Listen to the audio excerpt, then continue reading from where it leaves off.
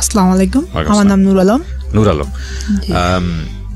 কিন্তু নূর আলম নামটা আপনার পিতৃপ্রদত্ত নাম না? না, আপনার প্রথম নাম ছিল শুভ্রা। শুভ্রা, শুভ্রা থেকে আপনি হচ্ছে নূর আলম। এই যে কথাগুলো আমরা বলছি প্রিয় শ্রোতা, শুভ্রা এবং নূর আলম, এটা শুনে আপনারা মনে করতে পারেন যে ওনার জেন্ডার চেঞ্জ হয়ে গেছে বা এরকম কিছু। এরকম অনেক কিছু আমরা মাঝে মাঝে দেখি, শুনি, ছোটবেলা থেকে শুনছি। ঘটনা কিন্তু সেখানে না, কারণ আমি প্রথমেই বলে নিয়েছি যে আজকের গল্পটা যেটা ইউনিক, ডেফিনেটলি ইউনিক। উনি না আসলে নূর আলম, উনি না আসলে শুভ্রা, তাহলে উনি কি? আমি গল্পটা আজকে একটু ভূমিকা করেই নিচ্ছি, কিন্তু এটা জানার প্রয়োজন বলেই ভূমিকাটা করে নেয়া।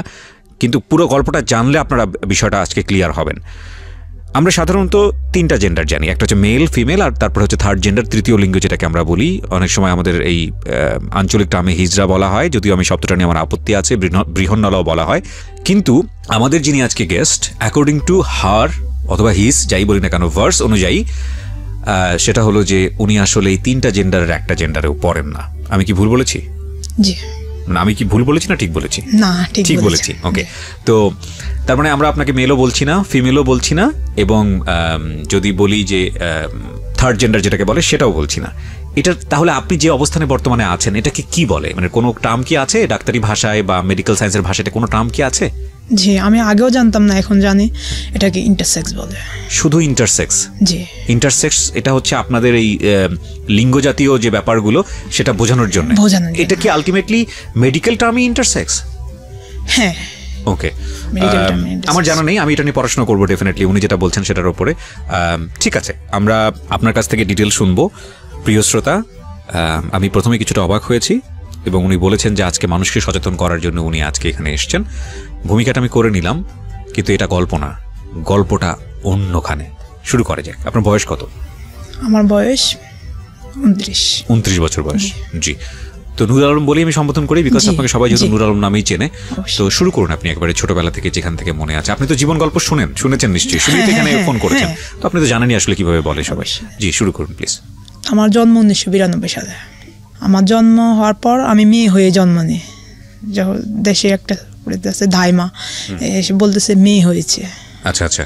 মেয়ে হয়ে জন্ম নেওয়ার পর আমি রানের 2টা পাশে বিসি জাতীয় একটা কিছু নিয়ে জন্ম, অন্ডকোষ এখন আর কি, ওটা নিয়ে জন্ম নিই। জন্ম নেওয়ার পরে আমার মা আমাকে 3 দিন পর থেকে ডাক্তারের কাছে নেওয়া শুরু করে। দেশের হুপাতে যেরকম সর্বপ্রথম বাচ্চা হলে বেশিরভাগই হোমিওপ্যাথিক কাছে নেয় ছোটবেলায়, হোমিওপ্যাথিক। তারপর নেওয়ার পর মা অনেক চট্টগ্রামে নিয়েছে, তারপর ঢাকায় এনেছে। আনার পর আমার নাকি ছোটবেলায় ব্যথা হতো। আচ্ছা, না আমি এখানে একটু বলি, আপনি কি প্রথম সন্তান ছিলেন আপনার বাবা মায়ের, নাকি আরো ভাই বোন ছিলেন? না, আমি দ্বিতীয় সন্তান। আপনি দ্বিতীয় সন্তান ছিলেন। বাবা কি করতেন আপনার? আমার বাবা তখন বাইরে ছিলেন, দেশের বাইরে ছিলেন। আচ্ছা, ঠিক আছে। তারপর ব্যথা হতো? হ্যাঁ। তারপর আমি এখানে একটু বলে নিই প্রিয় শ্রোতা, আজকের এই অনুষ্ঠানটাকে মেডিকেলের জায়গা থেকে আপনারা দেখবেন, মেডিকেল সায়েন্সের জায়গা থেকে দেখবেন। কিছু কিছু শব্দ যেহেতু এটা রেডিও পার্সপেক্টিভ থেকে আমাদেরকে উচ্চারণ করতেই হবে আপনাদেরকে পুরো গল্পটা বোঝানোর জন্য, এবং এটা আজকের এই গল্পটা অনেক বড় একটা সচেতনতার জায়গা থেকে একটা অনেক বড় একটা ভূমিকা রাখবে। সুতরাং এই বিষয়গুলোকে আপনারা, আমি যেটা বলছিলাম, মেডিকেল সায়েন্সের জায়গাটা থেকে দেখবেন, যে উনি যেভাবে বলেন বা যেভাবে বলতে স্বাচ্ছন্দ্য বোধ করেন ওনার ভাষা অনুযায়ী, সেটাকে আপনারা একটু মর্যাদার চোখে দেখবেন, সম্মানের চোখে দেখবেন প্লিজ। জি, বলুন। তারপর হওয়ার পরে আমার নাম রাখলো শুভ্রা।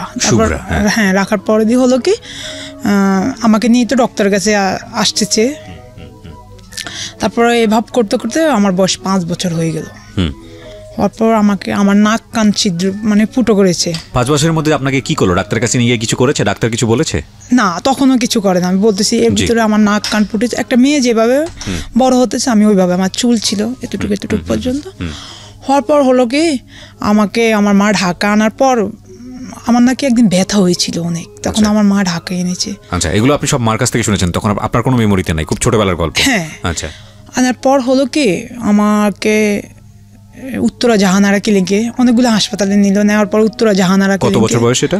তখন আমার বয়স 5 বছর। 5 বছর। আপনার নিজের কি মনে আছে এগুলো? হ্যাঁ, এটা আমার মনে ছিল, 1997 সাল। আচ্ছা, তারপর তখন আমাকে আর কি অপারেশন করে ওনারা মানে বলতেছে এটা হার্নিয়া, মানে জেন্ডারগত কোনো সমস্যা না, এটা একটা হার্নিয়া। এটা হার্নিয়া। আচ্ছা। তখন গোলাম সারোয়ার ডাক্তার ছিল, গাইনি বিশেষজ্ঞ। হ্যাঁ। তারপর উনি আমাকে অপারেশন করে অন্ডকোষ দুটো ফেলে দেয়? না, অন্ডকোষটা পালায় না, উনি অপারেশন করতে করতে উনি আমাকে 6টা অপারেশন করে ফেলায়।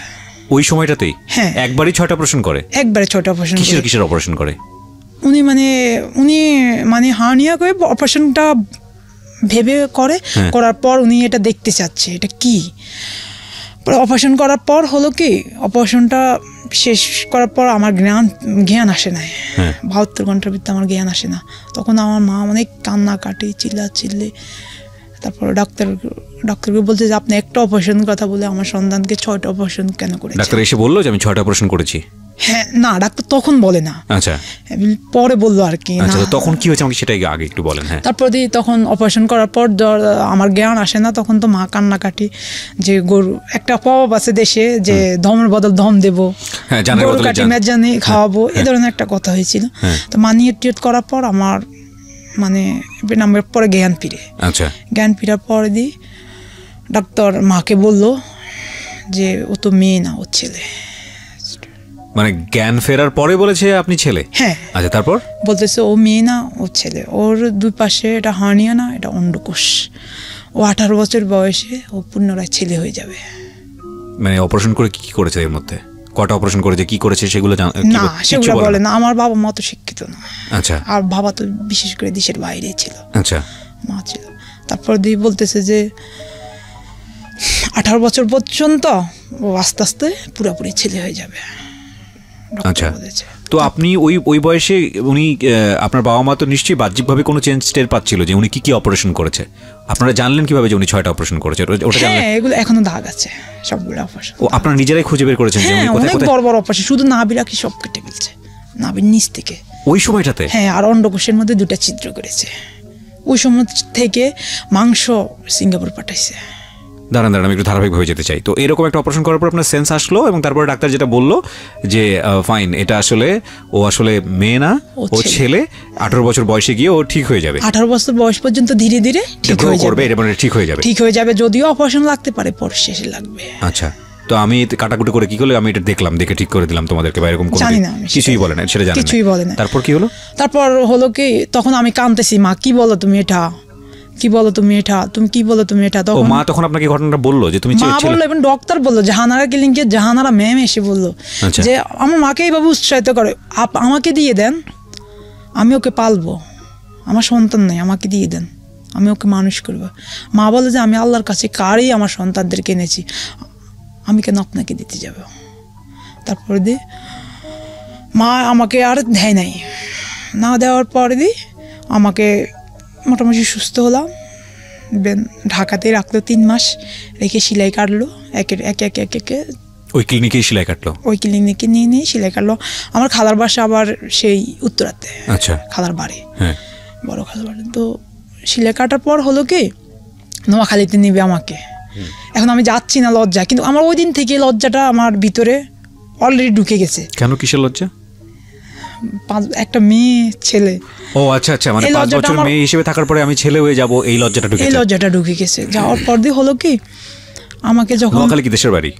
আচ্ছা, আমাকে নোয়াখালীতে নিয়ে যাওয়ার পরে আমার মা প্রথম কোনো করে না, চাউন করে না, আমি একটু সুস্থ হই। হ্যাঁ, আমাকে নেওয়ার পর মা 15-20 দিন পর, 1 সপ্তাহ 2 সপ্তাহ গেছে, যাওয়ার পর মা হুজুর ডাকলো বাড়িতে, যে হুজুর এই ব্যাপার, ডক্টর অপারেশন করার পর বললো যে ও মেয়ে না, ও ছেলে, এখন কি করব। তখন বলতেছে আপনি যে নিয়ত করছেন ওই নিয়তটা আগে পূর্ণ করে দেন। তখন আমার মা গরু কাঠি একবারে আল্লাহর হস্তে খাওয়াই দিল, একটা গরু জবাই করে, যেহেতু আমি বাঁচবো না সেহেতু আমি বেঁচে ফিরেছি। তো আমার মা গরু কাটি যখন আল্লাহর হস্তে খাওয়াই দিছে, দেওয়ার পর 1 সপ্তাহ পরে আবার আরেকটা গরু কিনলো। আচ্ছা, কেনার পর হলো কি, ওই গরুটা কিনে আমার মা আমার আকিকা দিয়েছে, নাম রেখেছে হুজুর নূর আলম। ওই সময়টাতে শুভ্র নাম চেঞ্জ করে আপনার নাম রাখা হলো নূর আলম। ইটস আ স্টোরি, প্রিয় শ্রোতা, ইটস আ অন্যরকম গল্প, কেবল শুরু হয়েছে আপনাদেরকে আমি বলবো, এবং আপনারা সাথে থাকেন, পুরো সিনারিওটাই আপনারা আজকে বুঝতে পারবেন। এখন পর্যন্ত যতটুকু জানি যে উনি পুরোপুরি একটা মেয়ে পৃথিবীতে যেভাবে আসে সেভাবে এসেছিলেন, সাথে 2টো জিনিস বেশি ছিল ওনার শরীরে, এবং এই 2টো জিনিসকে কেন্দ্র করে ওনার জীবনে কি ঘটে গেছে আপনারা শেষ পর্যন্ত যদি না শোনেন আজকের স্টোরিটা, জীবনে অনেক কিছুই বাকি থেকে যাবে, মানে জানার ক্ষেত্রে অন্তত। This is a very interesting story.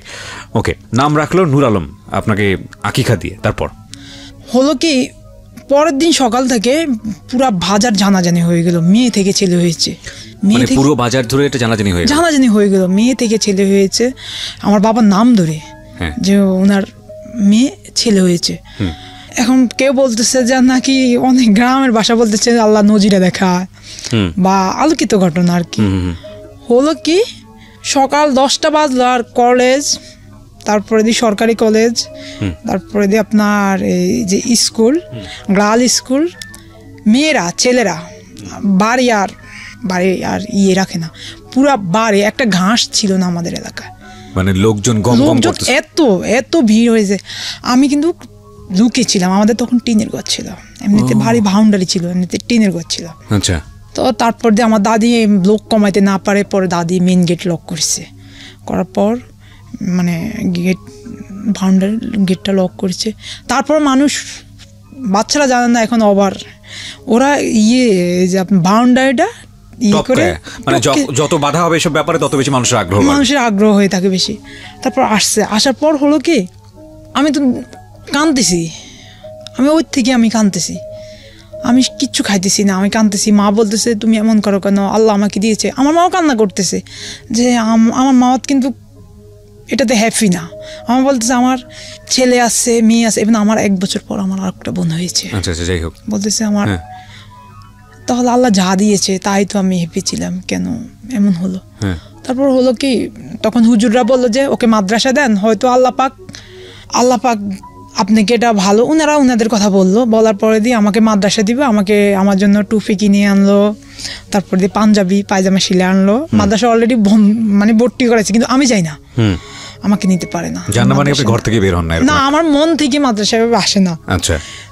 মানে আমার একটা মানুষ যাবে, আমার মন থেকে আসে না। আচ্ছা। হলো কি, না যাওয়ার পরে দিয়ে হলো কি আর পড়ালেখা হয় নাই, না হওয়ার পরে দিয়ে এভাবে আমি আস্তে আস্তে মিষ্টি বাড়ির কিছু ছেলেদের সাথে আস্তে আস্তে মিশি। আমার মেয়েরও ফ্যান ছিল। আচ্ছা। থাকার পর আমি কিন্তু ক্লাস শিশুতে মেয়েদের মতো গিয়েছিলাম 5 বছর আগে। হ্যাঁ, ছোট যে সময়টাতে আপনার অপারেশন হলো তখন আপনি কোন ক্লাসে পড়েন? তখন আমি ক্লাস 1-এ পড়েন। আচ্ছা। ক্লাস 1-এ উঠেছি। আমার মেধা অনেক ভালো ছিল ছোটবেলা। তারপর হলো কি আর পড়ালেখা হয় না।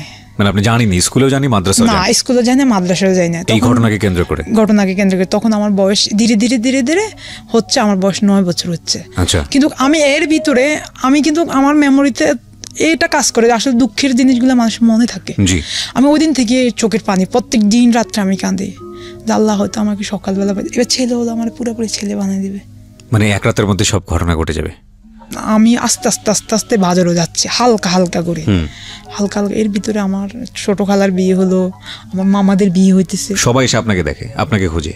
হ্যাঁ, ওদের আত্মীয় স্বজনরা কি করে আসলে আমার মার নাম ধরে বলতেছে ওর না একটা মেয়ে থেকে ছেলে। আমার নানার বাড়ি যেটা আমার দাদুর বাড়ি ওটা। আপনি যে তখন কি গেট আপ মেকআপ চেঞ্জ করে ফেললেন, ছেলেদের পোশাক পরা শুরু করলেন নিজে থেকে? আমার মা আমাকে যখন 5 বছর বয়সে অপারেশন করেছে, তখন আপনার এই যে লন্ডন প্লাজার থেকে আমার জন্য ছেলেদের গেঞ্জি, প্যান্ট এবং শার্ট এবং জুতা সব নিয়ে গেছে। আচ্ছা। ঢাকার থেকে শপিং করে একবারে নোয়াখালীতে নিয়ে গেছে। আচ্ছা। যাওয়ার পর হলো কি, এই তো এইভাবে এখন আস্তে আস্তে এখন আমার বাবা আসলো। আমার বাবা আসতে বলতেছে আমার সন্তানটার ভবিষ্যৎ কি, আমার সন্তানটার তো লেখাপড়া করাতে হবে। রাইট। 2000 সালে, 2001 সালে সরি, আমার সন্তানটার ভবিষ্যৎ আছে, ওকে করা। তারপর আমি বলতেছি না, আমি এখন ক্লাস 1-এ পড়বো না। আমার বাবার সাথে একবার যে জিদে করলাম, আমার বাবার সাথে যে জিদ করি আমার বাবা কিন্তু মেনে নেয়। আমার বাবা একজন মহান মনের মানুষ। তো আমি বলতেছি না, আমি ক্লাস 1-এ ভর্তি হবো না। তাহলে বাবা তুমি বাসায় পড়ো। তারপর বাবা দেশে থাকে, আমাকে ক্লিয়ার করেছে মোটামুটি 3 মাসে। বাবা আমাকে অনেকটা ক্লিয়ার করে। আমি ক্লাস 3-তে আমার ছোট বোনটার সাথে ভর্তি হলাম। হওয়ার পর দিয়ে আমার একটা পালিত বোন ছিল, ওই বোনটার বিয়ে হয়ে গেল। আচ্ছা। মানে এখন আমেরিকাতে থাকে। আচ্ছা। তারপরে হয়ে গেল। যাওয়ার পর আমি কিন্তু তখনও দুলাভাইয়ের কাছে আসি না, মানে কারোর, আমি নিজে লুকে রাখছি তখন থেকে। আচ্ছা। আমার নিজের ভিতরে একটা লজ্জা কাজ করতেছে, আমি কিভাবে ওনাদের সামনে যাব। তারপরে হলো কি, যেতে পড়তেছি। এখন 2 ভাই বোন একসাথে স্কুল যাচ্ছি। আমি ছেলে ও মেয়ে, এই সিস্টেমটায় যাচ্ছি। আচ্ছা। যেতে আমি ক্লাস 5-এ উঠছি। হঠাৎ হলো কি, আমার ছোট বোনটার বিয়ে। ও ক্লাস 5। এত অল্প বয়সে বিয়ে? কিন্তু এখন জানলাম যে কেন বিয়ে দিল। প্রিয় শ্রোতা, আমরা আজকে যার গল্প এখানে প্রচার করছি তিনি একাধারে শুভ্রা কিংবা নূর আলম। নাম বড় কথা নয়, নামে আসলে পরিচয়ের কি বা যায় আসে। যারা শুরু থেকে আছেন তারা বুঝতে পারবেন যে না তিনি শুভ্রা, না তিনি নূর আলম, তিনি আসলে কি। এই প্রশ্নবোধক জায়গা থেকে আমরা আজকের গল্পটা শেষ পর্যন্ত নিয়ে যেতে চাই। এবং অফকোর্স আমি জানি যে আজকের এই গল্পটা শোনার পরে এই মানুষটাকে দেখার একটা তীব্র আকাঙ্ক্ষা আপনাদের মধ্যে তৈরি হবে। আপনাদের জন্য একটা ভিডিও ফুটেজ আছে আমার ইউটিউব চ্যানেলে, ওখানে আসলে আপনারা দেখতে পারবেন তাকে। www.youtube.com/RJ Kibriya FM, RJKEBRIAFM। আমি আবারও বলছি www.youtube.com/RJKEBRIAFM। চ্যানেলটি আছে কিব্রিয়া আরজে নামে, ওখানে গিয়ে অবশ্যই সাবস্ক্রাইবটা আগে করবেন, তারপরে নোটিফিকেশন বাটনটা অন করে দিয়ে নেবেন। এবং আমি অন্তরের অন্তঃস্থল থেকে ধন্যবাদ জানাই যে আজকে যিনি এখানে গেস্ট হয়ে এসছেন তিনি আসলে এই পুরো জীবনটা নিয়ে লাখ লাখ কোটি কোটি মানুষের সামনে আজকে ফেস করছেন নিজেকে। এবং সাধারণত এই ধরনের জায়গা থেকে নিজেকে কেউ ফেস করতে চান না, উনি করেছেন। তার পেছনে একটা মহান উদ্দেশ্য আছে, সেই উদ্দেশ্যটা আমরা আজকে জানবো। যেখানটায় আমি ছিলাম, আমি নূর আলম বলেই সম্বোধন করি কারণ এটা আপনার প্রচলিত নাম, সবাই আপনাকে নূর আলম নামেই চেনে। জি বলুন, তারপরে বিয়ে দেওয়ার কারণটা আপনি জানতে পারলেন? তারপরে বিয়ে দিয়েছে, দেওয়ার পরে জানতে পারলাম হয়তো আমার কারণে দিয়েছে। আমি বড় হয়ে কি হই না হই ওদের সম্মানে একটু বাঁচবে, এই কারণে বিয়ে দিয়েছে। এখনো ছোট আছে, এখন এটা কভার করা যাবে, এখন এটা কভার করা যাবে। তারপরে বিয়ে দেওয়ার পরে আমি ক্লাস 6-এ উঠেছি। সুন্দর, আমরা 2 ভাই বোন একসাথে যাচ্ছি স্কুলে। 7-এ উঠেছি, সুন্দর। 8-এ উঠেছি, আমার বোনদের 6-এ বেশ চলে আসছে, যাই আসতে আমার ক্লাস 8 প্রায়। এটা কি কম্বাইন্ড স্কুল ছিল নাকি আলাদা স্কুল ছিল? নিশ্চয়ই কম্বাইন্ড ছিল, একই ছেলে মেয়ে একসাথেই বসতো। তো আপনি কাদের সাথে বসতেন? ছেলেদের সাথে বসতেন। আচ্ছা, ওকে। আমার ক্লাস 8 থেকে, এটা এখনো ফাইনাল পরীক্ষা দিই না, তখন আমার বেস্ট চলে আসতেছে আস্তে আস্তে। তখন আমি বলতেছি আল্লাহ, মানে শারীরিক কিছু পরিবর্তন হচ্ছে আমার শরীরে। ওটা আসলো কি আমার বোনদের একটু আগে আসলো, আমার আসলো পরে। তখন আমি ক্লাস 8-এ ভালো রেজাল্ট করার পর আমি আর ক্লাস 9-এ আর যেতে পারি নাই। কিছুদিন গিয়েছি, আর যেতে পারিনি। মানে কি আপনি জাননি? আমি আর যাই না। কেন জান না? বেস্ট চলে আসছে। আমার নিজেকে লজ্জা লাগে একটা ছেলেদের পাশে বসবো, ছেলে নামে পরিচিত আমি।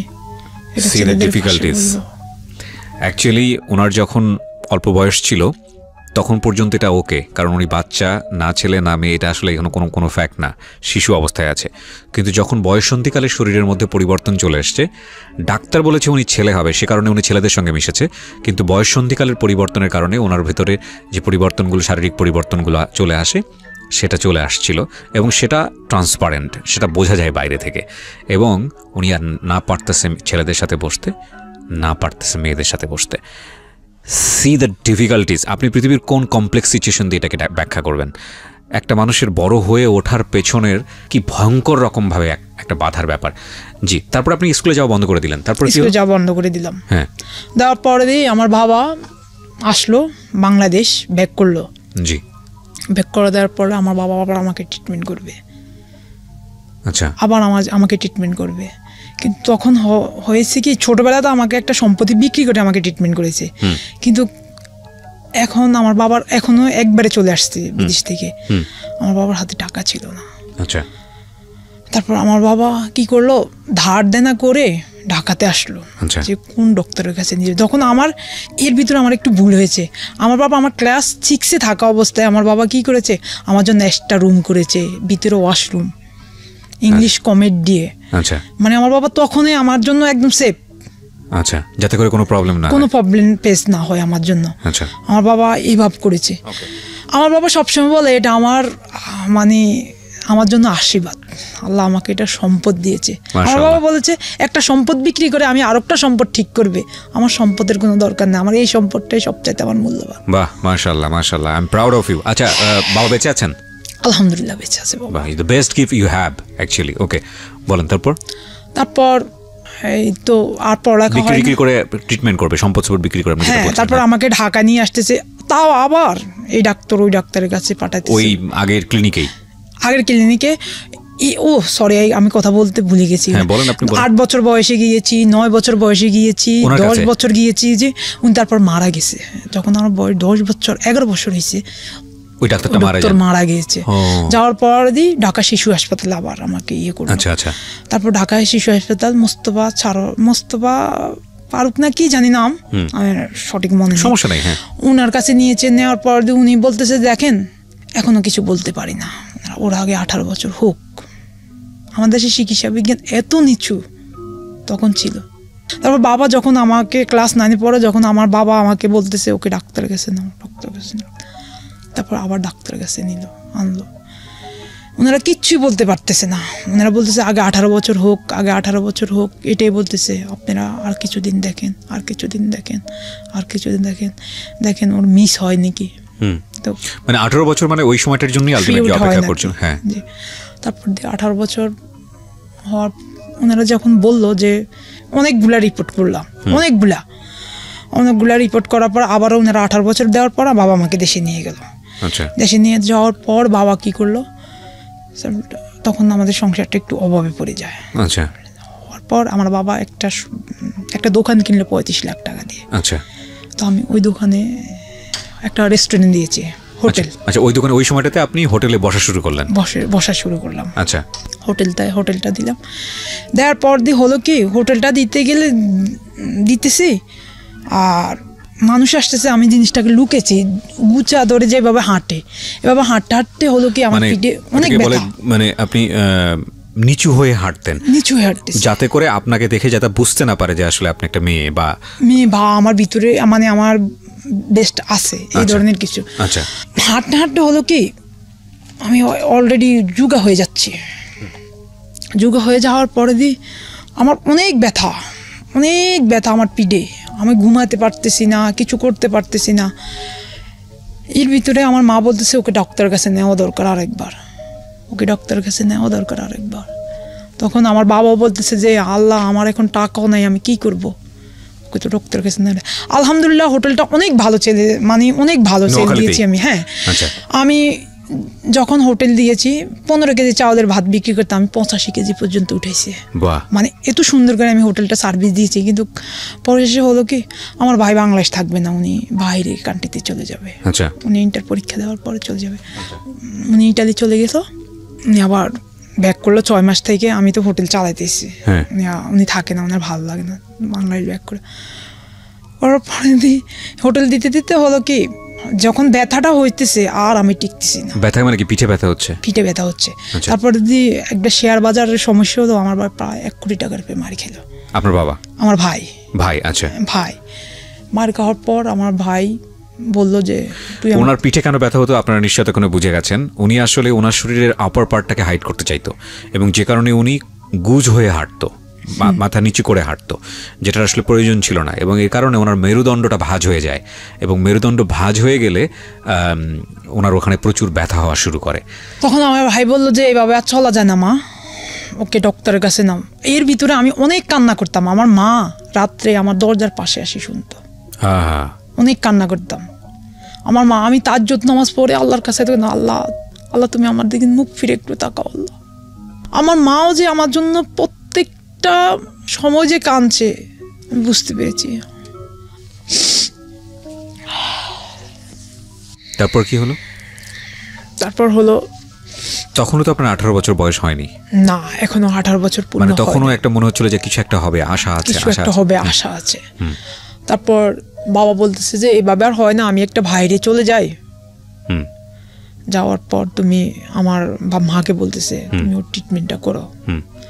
ওর ট্রিটমেন্টটা করলে হয় কি, দেখি না আল্লাহ একটা মানে ওকে একটা রাস্তা দেখে নাকি, বা ওকে একটা সাইড করে নাকি আল্লাহ পাক। আমি সবসময় বলতাম হয়তো ট্রিটমেন্টের জন্য আমি এখনো ঠিক হয় না আমার জিনিসটা। মানে আপনি সবসময় মনে করতেন যে মেডিকেল সায়েন্সে প্রবলেম আছে। তারপরে আমাকে যে আমার মা আবার ট্রিটমেন্ট করলো। এখন আমার ভাই বলতেছে যে রেস্টুরেন্ট চালানো সম্ভব না ওর একা। আমার ভাই চলে গেল বাইরে।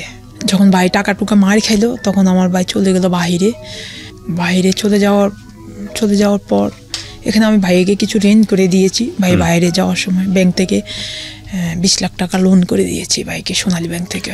তারপর ভাই যখন বাইরে চলে গেল, ভাই আমাকে বললো যে আমি 5 লাখ টাকা ব্যাংক থেকে নিতেছি, তুমি একটু সাইন করে দাও। তো আমি দিলাম।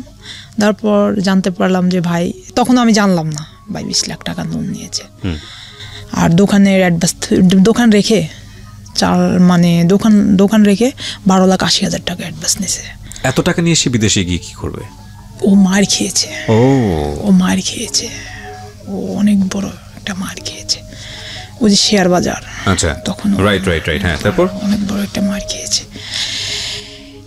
হোটেলে ভাই কষ্ট করলাম, কিন্তু ভাই বোন সবগুলো পড়ালেখা করতেছে, সবটি ভাই বোন আমার অনেক বড় শিক্ষিত, কিন্তু আমি কষ্ট করতেছি। আমি সংসারটাকে অল্প বয়সে হাতে নিয়েছি, যে আমার হয়তো ভাই বোনে আমার দিকে তাকাইবে। তখন আমি জানি যে মাঝে মাঝে ভাবতাম যে হয়তো আমার জীবন যদিও অচল হয়, আমার ভাই বোন আমার পাশে থাকবে। এটা ভেবে আমি সংসারটাকে সেই ক্লাস 9 থেকে সংসারটাকে হাতে নিয়েছি। হোটেলে কাজ করতাম, মানুষ বলতো 3 জনের কাজ তুমি একা করো। আমি বলতাম 3 জন লোক রাখতে তো আমার বেতন দিতে হবে, আমি এই কারণে একা করি, কারণ আমাদের সংসারে একটু অভাব লাগছে। মোটামুটি ব্যবসা হচ্ছে, সংসার চলছে। হ্যাঁ, এর ভিতরে ছোট বোনের অনুষ্ঠান করে উঠে দেওয়া হয়েছে, আলহামদুলিল্লাহ ভালো।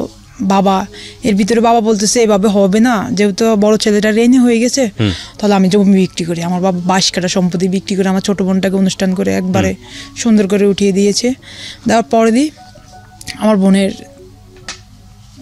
একে 3টা বাচ্চা হয়েছে, মাশাআল্লাহ মাশাআল্লাহ। এর ভিতরে আমি 3 বছরে 3টা বাচ্চা হয়েছে আমার বোনের। আচ্ছা, আমি ভাইয়া কি হয়েছে, সকালে আসে না, সকাল ভোরে আমি ঘুম থেকে উঠে খেতা আটে তার বোনদের ভাগ্নিদের ধুয়ে যেতাম, আবার হোটেলে কাজ করে আসি, রাত্রে কোলে রাখতাম। আমি আমার মতো করে করতাম আমার ভাগ্নিদেরকে। আমার বোন আমাদের বাড়িতে থাকতো। আচ্ছা, ও তো আপনার ছোট ছিল না বয়সে? ও আমার ছোট ছিল, 1 বছরের ছোট ছিল। তো তারপর যখন পিঠের ব্যথা এত বেশি, বাবা বলতেছে না আমার সন্তানটার জন্য। আমার বাবা কি করতো জানেন, বাসার থেকে পাক করলে আমার বাবা নিয়ে যেত যে আমার বাবাটা খেয়েছে কিনা। আমার বাবা কখনো আমাকে বাবা ছাড়া কথা বলে না, আমার বাবাটা খেয়েছে কিনা। আমার বাবা বলতো যে সবাই 3টা জামা পরে, তুমি যদি একলা 3টা না পরো আমার মন ভরে না। সবাই 6টা পিঠা যদি সবাই 3 জনে খায়, তুমি যদি একলা 6টা না খাও, আমার সেদিন কোলছাটা কাঁপে। আমার বাবা সবসময় এটা বলতো, এবং আমার মা বলতো তুমি ঘরের যদি সব খেয়ে ফেলাও, আমার তখন যে আমার মন ভরে যে আমার সন্তান। আলহামদুলিল্লাহ। হ্যাঁ, আমি এইরকম সিচুয়েশনে আসলে বাবা মা তো কেউ পাই না আমাদের সমাজে, আমরা যেটা দেখি ফ্যামিলি পায় না, চারপাশের কেউ পায় না, বাট আপনি সবকিছু পাইছেন। হ্যাঁ, আমার বাবা তারপরে মাকে বলতেছে যে ঢাকাতে জমি বিক্রি করেছে, আমার সন্তানের অপারেশন করেছি, এখন করব না কেন, এখনো দরকার হলে জমি বিক্রি করে ফেলবো। তখন 22 কাঠা সম্পত্তি বিক্রি করে আমাকে ঢাকা নিয়ে আসে। আচ্ছা, ঢাকা নিয়ে আসার আগ মুহূর্তে কি হলো, আমি আগে বলতেছি মা আগে আমাকে ট্রিটমেন্ট করবে না, আগে ওই ডাক্তার কাছে যাওয়ার পর ওই ডাক্তার বলতেছে ট্রিটমেন্ট দেওয়ার পরে বললো যে আফা দেখেন, যদি একটা 6তলা বিল্ডিং ভাঙ্গি পড়ে, বিল্ডিংটা আপনি যতই সুন্দর করে উঠান, তখন আমার 18 বছর হয়ে গেছে, ওই বিল্ডিংটা আর ঠিক হয় না। এই কথাটার অনেক বড় অর্থ আছে প্রিয় শ্রোতা, অনেক বড় অর্থ। বিল্ডিং ভাঙা ব্যাপারটা আসলে কি, কেন বললো, এতদিন পরে এসে কেন বললো? একটা হচ্ছে সৃষ্টিকর্তা আমাদেরকে যেভাবে পৃথিবীতে পাঠান, সেটা তো একটা ইমারত, সেটা তো সবচাইতে নিখুঁত ইমারত, সেটা যাই হোক না কেন। হ্যাঁ, তারপরে ভাঙার বিষয়টা আসলে কি, আমরা ছোট্ট একটা বিরতির পরে এসে খুঁজবো সেই উত্তরটা। আপনারা শুনছেন নূর আলমের জীবন গল্প। একাধারে নূর আলম, একাধারে তিনি শুভ্রা, আবার একাধারে নূর আলমও না তিনি, শুভ্রাও না। যেটা আমি অনুষ্ঠানের শুরুতেই বলে নিয়েছিলাম যে আমাদের জেন্ডার আসলে 3টা আমরা জানি, আমার জ্ঞান, ক্ষুদ্র জ্ঞানে যেটা বলে মেল, ফিমেল এবং থার্ড জেন্ডার। এবং এই থার্ড জেন্ডারের জায়গাটাকে আমরা অনেকেই বলি হিজড়া, অনেকে বলি বৃহন্নলা, আরও শব্দ আছে, কিন্তু 3টা জেন্ডারের জায়গা থেকে উনি একটাও নন। যেটাকে উনি মেডিকেল সায়েন্সের জায়গা থেকে এখন যেটা উনি জানেন রিসেন্টলি, সেটা হলো ওনারা যেই অবস্থায় আছেন সেটাকে বলা হয় ইন্টারসেক্স। এবং বাংলাদেশে আপনি যেটা বলছিলেন আমাকে অনুষ্ঠান শুরুর আগে, যে আপনি যতদূর জানেন যে আপনার মতো সংখ্যা কয়জন? আমি জানি যে এখন 3 জন আছে, কিন্তু আরো কিছু আছে হালকা। এই মাত্র 3 জন হচ্ছে আপনার জানা? 10-15 জন হাইস্ট আছে, আমি জানি 3 জন। জি, তার মানে পৃথিবীতে এদের সংখ্যা কত কম, এবং এটা কতটা স্বাভাবিক জীবনের থেকে অস্বাভাবিক জীবনের দিকে যায় মানুষের ভুলের কারণে, অসচেতনতার কারণে, সেটা আপনারা আজকে জানবেন। এবং এই অনুষ্ঠানটা আমি মনে করি যে এটা একটা খুব বড় অ্যাওয়ারনেসের জায়গা, বিশেষ করে গ্রামেগঞ্জে মাঝে মাঝে এরকম শোনা যায় ছেলে থেকে মেয়ে হয়ে গেছে, মেয়ে থেকে ছেলে হয়ে গেছে। এবং আমার মনে আছে আমি ছোটবেলায় এরকম একটা ঘটনা আমি জানতাম, লোকারণ্য হয়ে গেছিল সেই মানুষটাকে দেখার জন্য। তো যাই হোক, আমি ছোট্ট একটা বিরতি নিতে চাই এবং আজকে এই যে যাকে নিয়ে অনুষ্ঠান করছি তার একটা ভিডিও ফুটেজ তাকে যদি আপনারা দেখতে চান আসতে পারেন আমাদের ইউটিউব চ্যানেলে, সেখানে দেয়া আছে আমাদের ইউটিউবের ঠিকানা www.youtube.com/rjkibriya.fm। আমি আবারও বলছি www.youtube.com/rjkibriya.fm। চ্যানেলটি আছে কিব্রিয়া আরজে নামে, অবশ্যই গিয়ে ওখানে সাবস্ক্রাইব বাটনে ক্লিক করে নেবেন এবং তারপর নোটিফিকেশন বেল বাটনটা অন করে নেবেন। তো ডাক্তার বলল যে একটা ইমারত তৈরি হয়ে গেছে, সেটা ভেঙে নতুন করে করলে আর ওইভাবে ওইরকম হয় না। তারপর কি হলো? তারপর দিয়ে উনি বলার পর দিয়ে আমার মা আমাকে বুঝতে দেয় না। আমার মা বলতেছে যে তুমি একটু সরো। আমি বলতেছি আমি শুনি ডাক্তার কি বলতেছে, তুমি শুনো না, তুমি একটু বাইরে যাও, আমি ডক্টরের সাথে কথা বলতেছি। আমি শুনবো। তখন আপনার 18 বছর বয়স? হ্যাঁ, আমার খালাতো ভাই ছিল। তখন ওনারা বলতেছে যে ডক্টর বলতেছে দেখেন, ঝড়ে যদি ঘর ভাঙ্গে পড়ে বা ঝড়ে যদি একটা 6তলা বিল্ডিং ভেঙে পড়লো, ওটা আর ঠিক হয় না। আমার মনে হয় না আপনার সন্তানটা আর ঠিক হবে কিনা আমি জানি না, তবে উনিও কনফিউজ তখন। হ্যাঁ, ঠিক হবে কিনা আমি জানি না, তবে ওর ট্রিটমেন্ট করাতে হবে। তখন আমি এটা শোনার সাথে সাথে আমি যা ডাক্তারের পায়ে ধরছি, সাথে যে আপনি আমাকে কোন দেশ নিতে ভালো হবো, আপনি বলেন আমার চিকিৎসা কোথায় আছে। তখন আমার মা ডাক্তার হাত চাপি ধরে যে পৃথিবীর যে প্রান্তে চিকিৎসা থাকে আমি ওই প্রান্তে নিব। আমার 5টা আঙ্গুলের যদি একটা আঙ্গুল না থাকে আমি ওটুকু অনুভব করবো আমার এই সন্তানটার জন্য।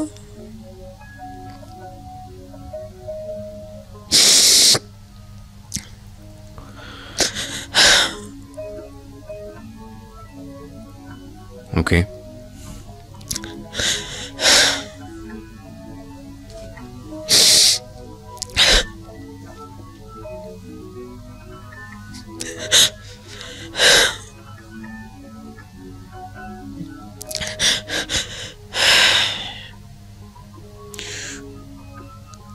তারপর ডাক্তার কি বললো?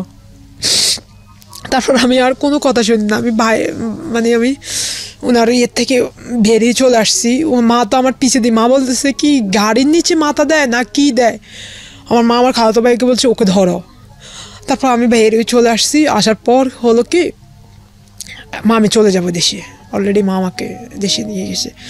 আমি কিচ্ছু খাই না, সারা দিন রাত কান্না করেছি। 2 দিন ঢাকায় ছিলাম, সারা দিন রাত কান্না করার পর হলো কি মা আমার পিঠে ব্যথা অলরেডি হচ্ছে। এখন মা বললো যে পিঠের ব্যথাটার জন্য আগে ডাক্তারের কাছে যাও। আমি আসলাম, আসার পরে পিঠের ব্যথার জন্য ডক্টরের কাছে আসলাম। আবার প্রায় 6-7 মাস পর আমার রেস্টুরেন্টটা তো এখনো বন্ধ হচ্ছে না, আমি চালাতেছি। আমার রেস্টুরেন্ট যেহেতু ছিল মোটামুটি হাসি খুশি যাচ্ছি। এর ভিতরে ভাইয়া হলো কি একটা রং নাম্বার, বলবাম? জি শিওর। একটা রং নাম্বার আমার জীবনে আসছে, ফোন আসছে আপনার ওখানে? হ্যাঁ, ছেলের। আচ্ছা, ওই রং নাম্বারের ফোনের সাথে আমি কথা বলতাম।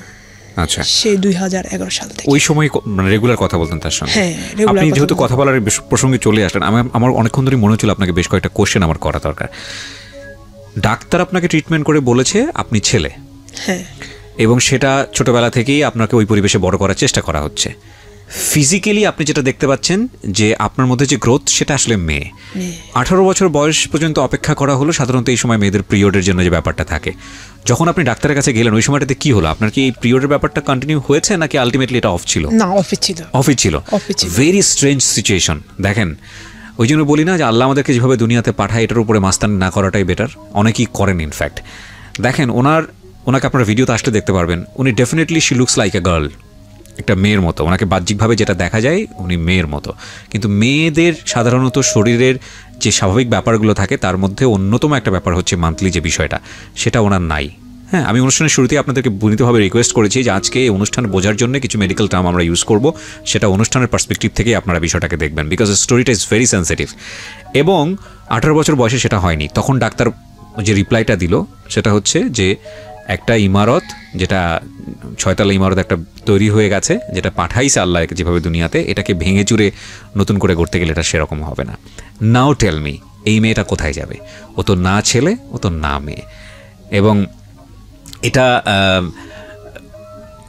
ওর জন্য কতটা ডিফিকাল্ট সিচুয়েশন। আমি আপনাকে কথাগুলো বলছিলাম একটা প্রশ্ন করার জন্য, সেটা হচ্ছে আপনি নিজে থেকে কি অনুভব করতেন ওই সময়টাতে? নিজে থেকে নিজেকে কি মনে হতো, মেয়ে না ছেলে? নিজে থেকে ছেলে মনে করতে, যখন রং নাম্বারটা চলে আসলো আমার জীবনে, তখন আমি নিজেকে একদম মেয়ের মতো ভাবতাম। মানে কাজকর্মে আমি ছেলে, কিন্তু আমি ওর সাথে কথা বললে আমাকে নিজেকে মেয়ে ভাবতাম। তার মানে ওকে কাজকর্মে যেটা গিফট করেছে সেটা হচ্ছে সোসাইটি। আলটিমেটলি ওকে ছোটবেলা থেকে পরিবার এবং সোসাইটি আমরা ওকে ভাবে বড় করেছি যে না ও হচ্ছে ছেলে। কিন্তু দেখেন যখন ওর জীবনে একটা ছেলে রং নাম্বারে আসলো তখন ও ভিতর থেকে ফিল করা শুরু করেছে মেয়ে।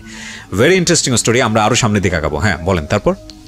তারপর কথা বলতেছি, এইভাবে আমার ব্যথাটাও কন্টিনিউ হচ্ছে, অনেক হচ্ছে। মানে পিঠের ব্যথা হতে হতে আমি যখন ডক্টরের কাছে আসলাম, আমি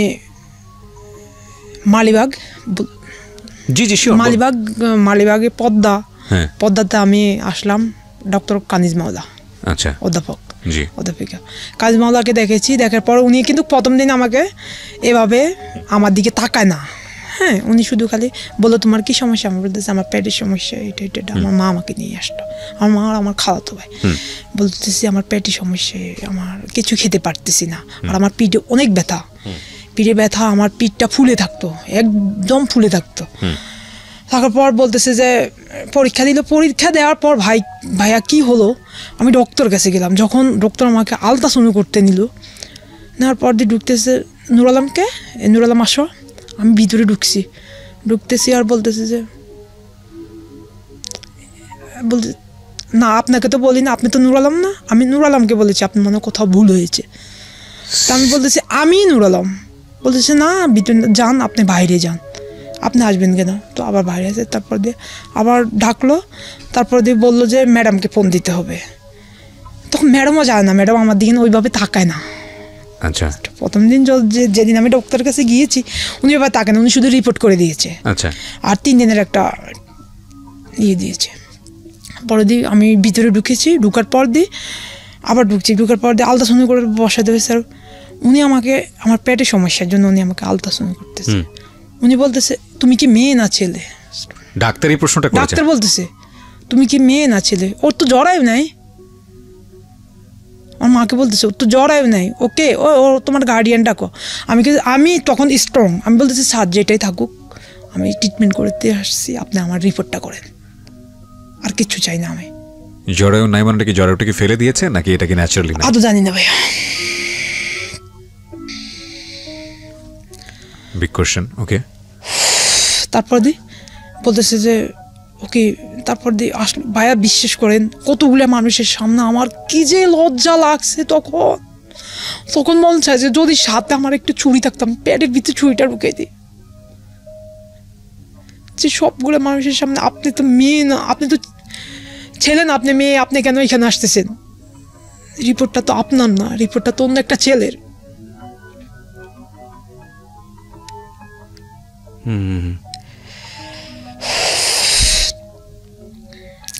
তারপর আসার পর আবার ইয়েতে গেলাম, পিঠের টেস্টটা করবে মেডন্ডের। পিঠে কেন এই ফার্স্ট টাইম জানতে পারলেন যে আপনার শরীরে জরায়ু নেই? এই ফার্স্ট টাইম আমার মাও জানলো। জানার পর আমি বাসা যাই, কি যে কান্নাকাটি, যে তুমি আমাকে কেন ছোটবেলা অপারেশন করলো, আমি ট্রিটমেন্টও করতে পারতেছি না এখন, তুমি কোন ডাক্তারের কাছে নিল? মাকে আমি কি করবো রে বাবা, আমি কি আর এত বুঝি না? কিন্তু ডাক্তার দেখে তো বোঝার কথা যে জরায়ুটা কি ন্যাচারালি নাই নাকি এটা ফেলে দেওয়া হয়েছে। না, এটা বলে না, কিছু বলতেছে কোথাও অপারেশন করেছেন, আমি কি উত্তরে জাহানার গেলেন, আর কিছু বলে নাই, এতটুকু জিজ্ঞেস করলো। আচ্ছা, তারপরে যখন আমি ফিডে ট্রিটমেন্ট করতে গেলাম, তারপর উনি বলতেছে যে আপনি পিঠটা একদম সোজা করেন, বলছি। আর বলতেছে আপনি যুগা ধরে আছেন কেন, আপনি সোজা করেন। এখন আমি আমার লজ্জা, আমি পিঠটা সোজা করতে পারতেছি না। 3-4 জন মানুষ এখানে ইয়ে করার, এখন আমি পিঠটা সোজা করতে পারতেছি না। ছেলেদের ড্রেস পরা। আমি বলতেছি আপনি নুর আলম তো, আপনার তো না এটা পরীক্ষা। আমি বলতেছি এটা আমারে। আমি বলছি ভাই প্লিজ বাইরে যাবেন না, এটা আমার টেস্ট।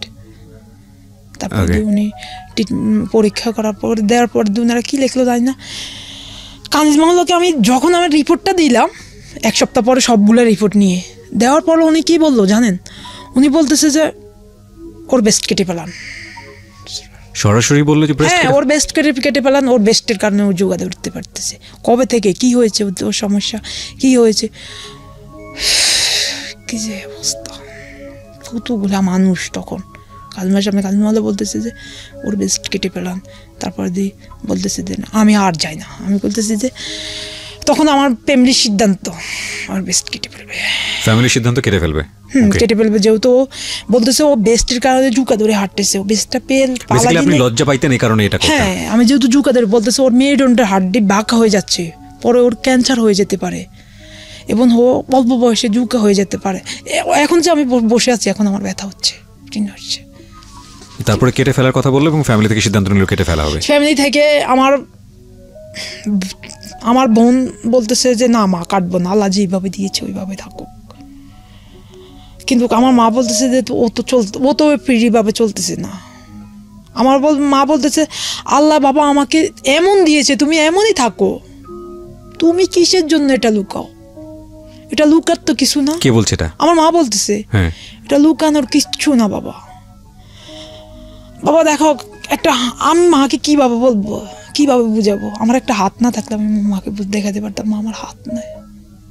এবং আমি সে ছোট্ট 6 বছর বয়স থেকে আমি নিজেকে নিজে আড়াল করে গোসল করেছি। আমার জামা কাপড় শেষ করতাম এক্সট্রা ওয়াশরুম, এবং আমার বাবা ছোটবেলা থেকে আমাকে এক্সট্রা করে দিয়েছে সব। ফ্যাক্টটা হচ্ছে কি, স্বাভাবিক এবং অস্বাভাবিকের একটা দ্বন্দ্ব। আমরা যারা স্বাভাবিক মনে করি নিজেদেরকে, তারা আমাদের সোশ্যাল সিস্টেমে বা আমাদের চিন্তার জগতে বা আমাদের দৈনন্দিন জীবনে অস্বাভাবিক জিনিসগুলো দেখলে কেন জানি মানতে পারি না, বা কেন জানি তাদেরকে স্বাভাবিকভাবেই যেভাবে নিজের জীবনে বা সামাজিক জীবনে জায়গা দেওয়া দরকার সেটা দিতে পারি না। এই জন্যে একটা অস্বাভাবিক যখন এই স্বাভাবিকের সাথে মিলতে চায় বা 8-10 জন মানুষের সাথে মিলে সামনের দিকে যেতে চায়, তখন তার ভিতরে যে মিথস্ক্রিয়াগত ভয়ঙ্কর রকমের জটিলতা তৈরি হয়, সেটা যে তার জীবনকে পুরোটাই জাহান্নাম বানিয়ে দেয়, সেই গল্পটা হচ্ছে আজকের গল্প। অনেকগুলো যোগ বিয়োগ দাঁড় হয়েছে, অনেকগুলো যোগ বিয়োগ। এরপর কি হলো? ফ্যামিলি থেকে এরকম একটা কথাবার্তা চলছিল যে কেটে ফেলবে, তারপর কেটে ফেলার পর হলো কি, বলতেছে যে কেটে ফেলবে। এখন আমার ফ্যামিলির সবাই, কিন্তু আমি এখন কাটবো না। আমি তখন কাটতে চেয়েছি, যখন আমার একটা রং নাম্বারের কথা বলতেছে, তখন আমি আর কাটতে চাচ্ছি না। মানে আপনার ভিতরে ফিল হয়েছে না আমি আসলে মেয়ে ছেলেটাকে আমি পছন্দ করি, ভালোবাসি। হ্যাঁ। আচ্ছা, কি অনেক কথা বলতাম, অনেক কথা বলতাম। এর ভিতরে আমার অনেকগুলো বন্ধু আছে, ছেলে বন্ধু, তাদের সাথে মিশতেছ না? কার না শেয়ার করতেছি না কারোর সাথে, শুধু আচ্ছা। আমার গল্পটা আজ এখানে শেয়ার করতেছি। আজকে ফার্স্ট টাইম? হ্যাঁ। মানে এর আগে আপনি ওভাবে কাউকে ইন ডিটেইল বলেননি? ফ্যামিলি মেম্বাররা জানে, বাট বাইরের কেউ এভাবে জানে না? না, ফ্যামিলি মেম্বাররা যে আমি কার সাথে কথা বলতেছি সেটাও জানে না। না, এরকম হয় জীবন গল্পে, কিন্তু এরকম ঘটনা অহরহ ঘটে যে তারা এসে ফার্স্ট টাইম এখানে বলে, কোথাও বলে নাই। হ্যাঁ, তো আমি একটা ছেলের সাথে কথা বলতেছি, বলতেছি, আর তখন আমি স্বপ্ন দেখতাম যে আমি ভালো হয়ে যাব বা আমি মেয়ে হয়ে যাব। আপনার নিজেকে অসুস্থ কেন মনে হতো বলেন তো? অসুস্থ মনে হতো এই যে আর কিছু ডাক্তারের দেওয়া চাপিত জিনিস, আবার কিছু যে আমি অসুস্থই। তো প্রথমে যে জিনিসটা ছিল যে অন্ডকোষের যে ব্যাপারটা, এটা তো ডাক্তার অপারেশন করে ফেলে দেয়নি? না, দিয়েছে না, এটা এখনো আছে, এটা এক্সিস্ট করে। তারপরেও আপনি বাকি যেগুলো আছে সেগুলো সম্পূর্ণই একটা মেয়েদের শরীরে যেভাবে আছে সেভাবেই আছে। তাহলে যদি অপারেশন করার বিষয়ই আসে, তাহলে ডাক্তার কি করবে? আপনাকে ছেলে কেন বানাবে? ডক্টর বলতেছে ও যেহেতু মানে ঝুঁকা ধরে হাঁটতেছে, ও একদম সোজা হয়ে হাঁটবে, যেহেতু ওর ক্যান্সারের দিকে চলে যাবে। হাড়ের গোড়া মানে লজ্জাটা থাকবে না, ঠিক আছে, ঘোড়া রক্ত হয়তো জমট হয়ে যেতে পারে, বা ও ঝুঁকা ধরে হাঁটতে হাঁটতে পরিশেষে ও একদম ঝুঁকা হয়ে যেতে পারে। তাহলে ওর ভবিষ্যৎটা কি? ও তো চলতে হবে, ও তো বাঁচি থাকতে হলে কিছু কর্ম করে খেতে হবে। তারপর যখন উনি আমাকে বলার পরে দিয়ে আমি বললাম যে মা আমি দেশে যাব, আমি দেশে যেয়ে তারপর সিদ্ধান্ত নেবে। না, ওনারা ঢাকা থেকে অপারেশন করবে, করার পরে দিয়ে আমি এখন কাঁদতেছি যে আমি কি করব, আমি একদম দিশেহারা। একবার বলতেছি করলে হয়তো আমি ভালো, আবার বলতেছি করে আমি কি করব। আল্লাহ যদি অসন্তুষ্ট হয়ে যায়, যেহেতু আল্লাহ সন্তুষ্ট হয়ে তো আমাকে দিয়েছে, আল্লাহ আমাকে মানে খুশি হয়ে এটা দিয়েছে, যেহেতু আমি তো আল্লাহকে অসন্তুষ্ট করে কিছু করতে পারবো না। এটা ভাবার পর দিয়ে হলো কি আমার মা আমাকে ঢাকায় রেখে গেল। রেখে যাওয়ার পর ওনারা আমাকে অনেকগুলা সুই দিল, অনেকগুলা সুই, আমার দুনো হাত ফুলে গেছে। সুই দিতেছে, একের পর এক সুই দিতেছে, সুই দিতেছে। আমি চলে গেলাম। সুই দিল কেন? সুই দিতেছে আর কি বিভিন্ন ইয়েতে, যেহেতু একটা বেস্ট, মানে আলটিমেটলি জিনিসটা যাতে গ্রো না করে বা জিনিসটা যাতে শুকিয়ে যায় এরকম কোনো ব্যাপার স্যাপার না। এরা সুইগুলা দিতেছে কেন, মানে একটা প্রাথমিক ট্রিটমেন্ট বা পরীক্ষা নিরীক্ষা এর ভিতরে দিতেছে, মানে অপারেশন করার আগের যে স্টেপগুলো। হ্যাঁ, আমি চলে গেলাম চুরি করে দেশে। আমি আর থাকতেছি না, আমি চলে গেলাম। আমি গাড়িতে উঠে চলে গেলাম। চলে যাওয়ার পরে আমার মা আমাকে বকতেছে, কেন তুমি এমন করতেছো, তুমি ডক্টর কাছে গেছো, তুমি ইয়ে করতেছো না, এটা সেটা ওটা। তারপর আমি বলতেছি, মা আমি করবো কিছুদিন পর, মা আমি এখন করবো না, আমি কিছুদিন পর করবো। তারপরে হলো কি এভাবে আমি ওই রং নাম্বার সাথে কথা বলতেছি, চলতেছে। আচ্ছা, রং নাম্বার সাথে কথা চলতেছে। এর ভিতরে আমি আর পিঠের ব্যথা থাকতেছি না। আমার ভাই কানাডাতে মানে বাইরে চলে গেছে। চলে যাওয়ার পর আমার ভাই যখন বাইরে চলে গেছে, যাওয়ার পর আমি 2014 সালে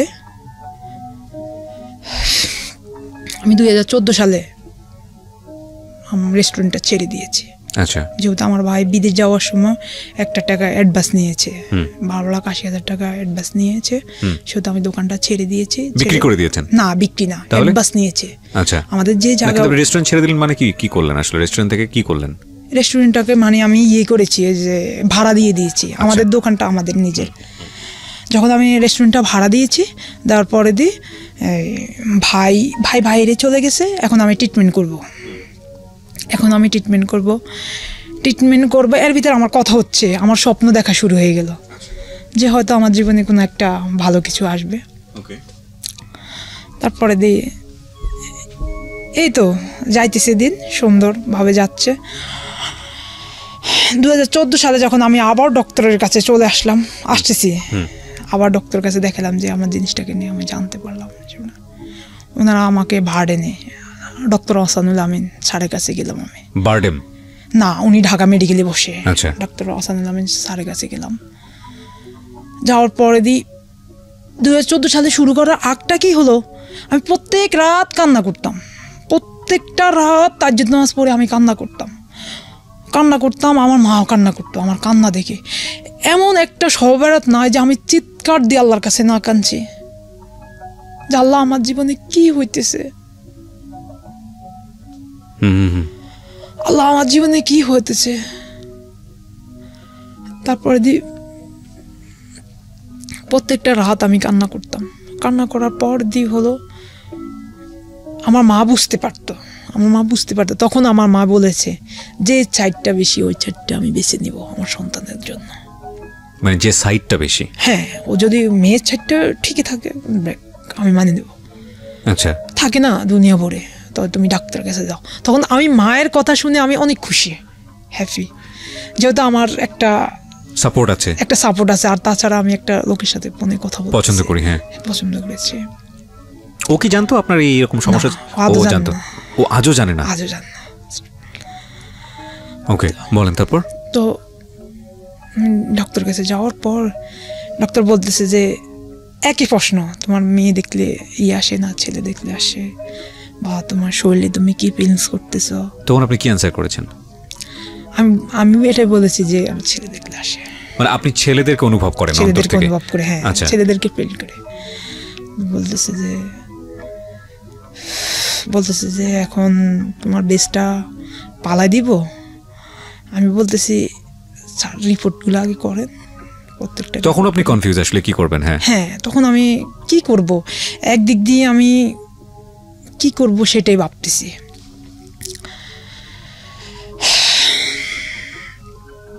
ভাবার পর হলো কি, একদিন ডক্টর কাছে আসা যাওয়া করতেছি, এবং জীবজন্তুর মতো আদৌ নোয়াখালী দেশে কিন্তু সবাই তাকায় একটা বিয়েতে হলে। এর ভিতরে আমার বললাম না, বোনদের বিয়ে হয়েছে, মামাদের বিয়ে হয়েছে, কখনো আমি কোথায় যাই না, আমি ঘর থেকে বাড়ি না, আমি বাজার টু বাড়ি রাইট, খুব স্বাভাবিক, খুব স্বাভাবিক। আমি যারা তাকায় বা যারা খোঁজ করে এদেরকে দোষ দিয়ে আসলে লাভ নাই। মানে যখন আপনার সম্পর্কে আমাকে বলা হচ্ছিল, আমাদের টিম মেম্বার নোমান আপনার সঙ্গে কথা বলেছে, যখন আপনার সম্পর্কে আমাকে রিপোর্ট করা হচ্ছিল যে এরকম একটা স্টোরি, এরকম একজন ভদ্রমহিলা এখানে আসতে চায়, তখন আমি ওকে মানে অবাক হয়েছি যে তুমি এগুলো কী বলছো, তুমি ভালো করে কথা বলেছো, তুমি কি টার্মটা সম্পর্কে তুমি জানো, তুমি আগে স্টাডি করেছো, দাঁড়াও আমি নিজে একটু খোঁজ খবর নিয়ে দেখি। তারপর আপনাকে বোধহয় আবার ফোন করতে বলেছিলাম আমি, সে সেকেন্ড টাইম সে ফোন করেছে, সে কথাবার্তা বলেছে, বলে আবার আমাকে রিপোর্ট করেছে।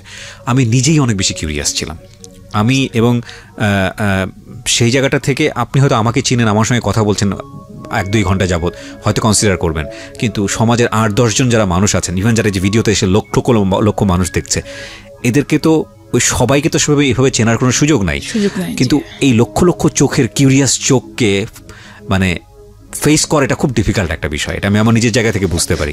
এবং এটা সহ্য করে একটা মানুষ বেঁচে থাকা এটা খুব কঠিন একটা বিষয়, যেটা আপনি আপনার জীবনে এখন পর্যন্ত করে চলেছেন। জি, ঠিক আছে, তারপর কি হলো? তারপর ডক্টর কাছে আসতেছি, ডক্টর আবার রিপোর্ট দিল, ডক্টর আসাদুল আমিন স্যার কিছু রিপোর্ট দিয়ে, রিপোর্টগুলা করার পর বলতেছে যে তুমি ইয়ে করো, আরেকজন ডক্টরের কাছে যাও। আরেকজন ডক্টরের কাছে হরমোন বিশেষজ্ঞ, এখন আমি সব হরমোন দেখাতেছি। দেখার পর দিয়ে উনি হরমোন ডাক্তারের কাছে যাওয়ার পর কি হলো, উনি আমাকে অনেকগুলা পরীক্ষা দিয়েছে, সবগুলা পরীক্ষা বাড়েনি, সবগুলা পরীক্ষা বাড়েনি। বার্ডেমের মধ্যে এতগুলা পরীক্ষা আমার দিয়েছে, একে একে একে একে এখন আমি ওই ইয়েটা আনেছি, পরীক্ষা একের পরে আমাকে মানে খাওয়া অফ রেখে দিয়েছে, বিভিন্ন রকমের টেস্ট করেছে। এখন আমাকে নাভিতে একটা টিকা দিয়েছে, আমার ওই নাভিটা পেকে একদম যাকে বলে দুর্গন্ধ হয়ে গেছে। আচ্ছা, তো ওই এই টেস্ট করার জন্য, হ্যাঁ টেস্ট করার জন্য ওগুলা ইয়ে দিয়েছে, উনি অনেক ইয়ে করছে, উনি আমাকে অনেক ভালো সাপোর্ট দিয়েছে। আচ্ছা, তারপর যে বাবা শোনা তুমি ট্রিটমেন্ট করার পর তোমার একটা ডিসিশন আছে। মানে আলটিমেটলি ওনারাও বুঝতে পারতেছিল না যে আসলে কোন দিকে কনভার্ট করবে, না ছেলে না মেয়ে। কারণ ছেলেরও কিছু উপাদান আপনার শরীরে আছে, মেয়েরও কিছু উপাদান আপনার শরীরে আছে, এবং পরিপূর্ণ ছেলেও না, পরিপূর্ণ মেয়েও না। ফ্যাক্ট ইজ, যেটা ফ্যাক্ট সেটাই। এখন ওনাকে আসলে কোন জায়গাটা আসলে পরিচয়টা বিল্ড করবে সেটাই হচ্ছে বিষয়। হ্যাঁ বলেন। তারপর আমি যখন ট্রিটমেন্টগুলো দিতেছি, ঢাকাতে থেকে আমি করতেছি সবগুলা আর কি, রিপোর্ট করতেছি, আর দেন আমার তো কথা চলতেছে, আর আমি প্রত্যেক দিনে ভাবতেছি, নিত্য নতুন স্বপ্ন দেখতেছি। হ্যাঁ, একটা মেয়ের মতো করে যেভাবে স্বপ্ন দেখে, একটা মেয়ের মতো স্বপ্ন দেখতেছি। ইভেন আমার শরীরে কোনো ছেলে হাত দিতে পারে না, আমার মানে ওই জিনিসটা ইয়ে লাগে। কেউ যদি দুষ্টামি করে কি হাই ফ্রেন্ড কেমন আছে, আমার ভালো লাগতেছে না, উইয়ার্ড লাগে বিষয়টা। হ্যাঁ, আমি আজ পর্যন্ত কোনো ছেলেকে জড়াদের বলি না হ্যাঁ ভালো আছে, বা এবং আমি 5 ওয়াক্ত নামাজ মসজিদে পড়ি। মসজিদে পড়েন? হ্যাঁ, মসজিদে পড়ি, ছোটবেলা থেকে এটা অভ্যাস। এটা আপনি যে মসজিদে পড়েন সেখানে কোনো সমস্যা হয় না? আচ্ছা, আমার এলাকার মানুষ মসজিদে পড়ি, সমস্যা নেই, এমনিতে তো মানুষ। না, আমি তো জানি আমাদের রিলিজিয়নে মেয়েদেরকেও মসজিদে যাওয়ার ব্যাপার আছে, কিন্তু আমি ছেলেদের সাথে একসাথে পড়ি, এবং আমি প্রথম কাতারে পড়ি, এবং আমি আলহামদুলিল্লাহ আয়াতুল কুরসি সূরা আর রহমান সূরা ইয়াসিন সূরা কিছুটা মুখস্থ আছে। মাশাআল্লাহ, ভেরি গুড। আপনি এখানে নামাজ পড়েছেন, আমি দেখেছি। হ্যাঁ, তারপরে আমি 5 ওয়াক্ত নামাজ এবং আমি তাহাজ্জুদ নামাজে পড়ি সেই ছোটবেলা থেকে, ওই নিজেকে কিওর করার জন্য যে দোয়া। আমি আল্লাহ তুমি আমাকে ভালো করে দাও, আল্লাহ কিচ্ছু চাই না, আল্লাহ শুধু তুমি আমাকে ভালো করে দাও।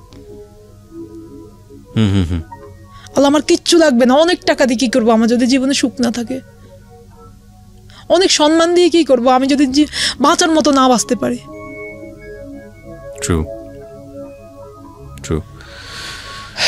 এডিট পার সৈকত, এই যে আকুতিগুলা এর আগেও কিন্তু আছে, এগুলা ভুলেও টাচ করবেন না। হ্যাঁ, এগুলোই এই গল্পটাকে অন্য মাত্রায় নিয়ে যাবে। হ্যাঁ, মেডিকেল টার্ম বিষয়গুলো খুব সেন্সিটিভ আছে, কারণ এগুলো দিয়েই কাভার করবে। সো একটু মাথায় রাখেন, ব্যালেন্স হবে নইলে। Edit part close. বলেন তারপর। ভিডিও পার্ট কিন্তু চলতেছে এখনো? হ্যাঁ, তারপরে ট্রিটমেন্টগুলো মানে টেস্টগুলো করতেছি, এখনো ট্রিটমেন্ট করতেছি না, মানে টেস্টগুলো করতেছি। টেস্টগুলো করতে একে একে টেস্ট দিতেছে। একটা টেস্ট দিয়েছে 3 মাস পর, একটা টেস্ট 3 মাস পর আর কি মানে টেস্টের দেবে। আমি সিরিয়াল দিয়ে গিয়েছি, তারপরে 3 মাস পর আসি, আমি সবগুলো টেস্ট করি। টেস্টগুলো করতে আমার আর ভালো লাগতেছিল না। হঠাৎ করে আমি আবার 2014 সালে একদম অফ করে দিয়েছি, আজ পর্যন্ত অফ। মানে কোনো কারণ ছাড়াই আপনি হঠাৎ করে অফ করে দিয়েছেন? হ্যাঁ, অফ করে দিয়েছি, আমার ভালো লাগতেছে না। আচ্ছা, আমার আর ভালো লাগতেছে না, আমি আর ডাক্তার কাছে যাইও না যে আমার রিপোর্টগুলো কি আসতেছে, বা আমি রিপোর্টগুলো দেখাও না, একেবারেই দেখান না? না, আদৌ দেখাই না। দেখেছি, ওটাকে 2014 সালের ঘটনা। হ্যাঁ, 2014 সালের এই দিন। তারপর বলতেছি এখন 2014 সালের পর আর দেখাই না এ পর্যন্ত। রিপোর্টগুলো এখন আমার কাছে আছে, কিছু আছে, কিছু আর কি নষ্ট হয়ে গেছে হয়তো। ঠিক আছে, সমস্যা নেই, হ্যাঁ বলেন। তো আলহামদুলিল্লাহ আমার ভাই বোন আমাকে অনেক সম্মান করতো। আমার ভাই আমার জন্য শার্ট নিয়ে যেত বাজার থেকে। আচ্ছা। আমার বোন আমার জন্য কিন্তু আমার আসতো না, আমার বেস্টে আসতো না, লজ্জা। আমি যে শার্টটা না পরতে মানে পছন্দ করতাম, ওই শার্টটা আমি একবারে পুরান করে পালতাম পরতে, কারণ আমার একটা শার্ট পরে ঘুমাইতে হয়, আবার করতে হয়, চলতে হয়। তো আমি ওই শার্টগুলো নিতাম। আমার জামা কাপড় আমার ভাইয়েরা কিনতে মানে অনেক কিনে আমার ভাইয়েরা, যে যেটা ভালো লাগে ওটা পরো, যেটা ভালো লাগে ওটা পরো। কিন্তু আমি সবগুলো শার্ট পরতে পারতেছি না, কিছু শার্ট পাতলা হয়, আমি ওই কারণে ওইভাবে চলাফেরা করতে অভ্যস্ত। তখন জামা কাপড় ভাইয়া কিনে দিত, আমার বোন বা বোনের জামারা কিনে দিত, কিন্তু আমি পরতে পারতাম না, আমার যেন আসতো না। আসলো কি হতো, আমি বলতাম যে আমি কিনবো, পরে শেষে আমি কিনবো। তারপর আমি কিনলে যে জামাটা আমার গায়ে আসতো, একটা জামায় হয়েছিল কি অনেকবার পরি, আর একটা জামা হয় কি ধরিয়ে না, কারণ আমার সমস্যা যেহেতু আমার আসে না। আমার কিনা লাগে বয়স্ক মানুষের জামা। আচ্ছা। যেহেতু একটু বড় একটু মোটা কিনা লাগে। কিন্তু কখনো মনে হতো না যে সবাই তো আপনাকে ছেলে হিসেবেই চেনে আশেপাশের লোকজন, কিন্তু আপনি ভিতরে তো একজন মেয়ে, আপনি নিজেকে ভাবেই মানে ওই ছেলেটার সঙ্গে কথা বলার পর আপনি নিজেকে এভাবেই অনুভব করছেন? এভাবে অনুভব করতেছি। আপনি মেয়েদের মতো করে যেভাবে চলে ওই রকম ভাবে চলাচল করা, চুল বড় করে ফেলা, শাড়ি পরা, এগুলো কখনো মনে হতো না? এটা আমার এখনো আসে না। এখনো আসে না, কারণ আমি ছেলেদের সাথে বড় হয়েছি। এবং আমার ফ্রেন্ডরা জিজ্ঞেস করতো মাঝে মাঝে যে আচ্ছা তোমার সমস্যা, অত জিজ্ঞেস করতো না, যেহেতু আমি একটু ভালো ফ্যামিলি সন্তান, ভয় অনেক টাইমে জিজ্ঞেস করতো না, কি জানি না সেটা, বলতো কি তোর সমস্যাটা কি? আমি কি না, আমার একটু সমস্যা, হরমোনের সমস্যা, তো ট্রিটমেন্ট করলে ঠিক হয়ে যাবে। আমি বিয়ে করতে পারবো, আমি বলতাম যে আমি ছেলে, আমি বিয়ে করতে পারবো, এই জিনিসটা আমি সবার সাথে বলতাম। মানে আমার ফ্রেন্ডের সাথে বলতাম একটু হরমোনের সমস্যা ঠিক হয়ে যাবে ইনশাল্লাহ। তারপর দিয়ে এভাব করতে করতে যাক যেতেছে হঠাৎ করে আমার বাবা, আমি যখন ট্রিটমেন্ট চাই না, আমার বাবা পত্রিকাতে পেলো কোন জায়গায় নাকি এমন একটা ট্রিটমেন্ট করা হয়। আচ্ছা। পত্রিকাতে পেয়ে বাবা ঢাকা আসলো আর কি হলো, হাজাকাররা বাবার পকেট থেকে সবগুলা টাকা টুকা সব নিয়ে গেল। এখন পুরা রাত মগবাজার ফ্লাইওভার আছে না, ফ্লাইওভার নিচে কাটাইছে বাবা। রাত তখন 1টা বাজে, নোয়াখালী দেশে যাবে বা কিভাবে, বা আংটিদের বাসায় আসবে কিভাবে। এর ভিতরে বাবা আংটির ছেলেকে ফোন দিয়েছে যে এ ব্যাপার, আরে আমি তো চিনি না ঢাকাতে, যেহেতু আমার বাবা ছোটবেলা থেকে বিদেশ, 16-17 বছর থেকে বাবা বিদেশ চলে গেছে, সে ছোটবেলা থেকে বিদেশ। আমার বাবা জীবনে অনেক কষ্ট করেছে। আমার দাদা 9 বছর বয়সে মারা গেছে। আমার বাবা সেই থেকে কষ্ট করে বোনদেরকে বিয়ে দিয়েছে, ভাইদেরকে মানুষ করেছে, এবং নিজের ছেলে মেয়েদেরকেও যা পেরেছে। আমার বাবা অনেক সম্পদ করেছে। তো বাবা আসছে, ঢাকাতে আসার পর সবগুলো টাকা পয়সা নিয়ে যাওয়ার পর বাবা নাকি কি যে কান্না আমার জড়ায় ধরে, বাবা তোমার জন্য মনে হয় যে আমি যে ট্রিটমেন্টটা ধরি, এই ট্রিটমেন্টটাও মনে হয় যে তোমার জন্য পাচ্ছি না বাবা, আমি কিছু সফল হতে পারছি না। আমাকে ধরে বাবা 3 ঘন্টা, পাশের বাড়ির লোক, আমাদের বাড়ির লোক মানে জ্বর হয়ে পাশের বাড়ির লোক আসছে যে কেন উনি এত কান্না করতেছে, আমাকে গলা জড়ায় ধরে, বাবা আমি তোমার ট্রিটমেন্ট কোথাও কি পাবো না বাবা কিসের চিকিৎসা বিজ্ঞান উন্নত হইতেছে, আমার সন্তানের ট্রিটমেন্ট নাই। তখন আমার বাবার কান্না জানেন, আমার দাদু এবং আমার আমার যা আছিল, আমার চাচি আমারা সবাই, আমার মা, আমাদের বাড়ি পাড়া প্রতিবেশীরা সবাই কান্না করেছে। ইভেন আমি প্রত্যেক দিন রাত্রে নামাজ পড়ে যখন কান্না করতাম, তখন কেউ আসলে কেন কান্না করে, মা বলতেছে পেট ব্যথা হচ্ছে। Very sad, very sad. আসলে জন্মটাই জন্মের পাপ।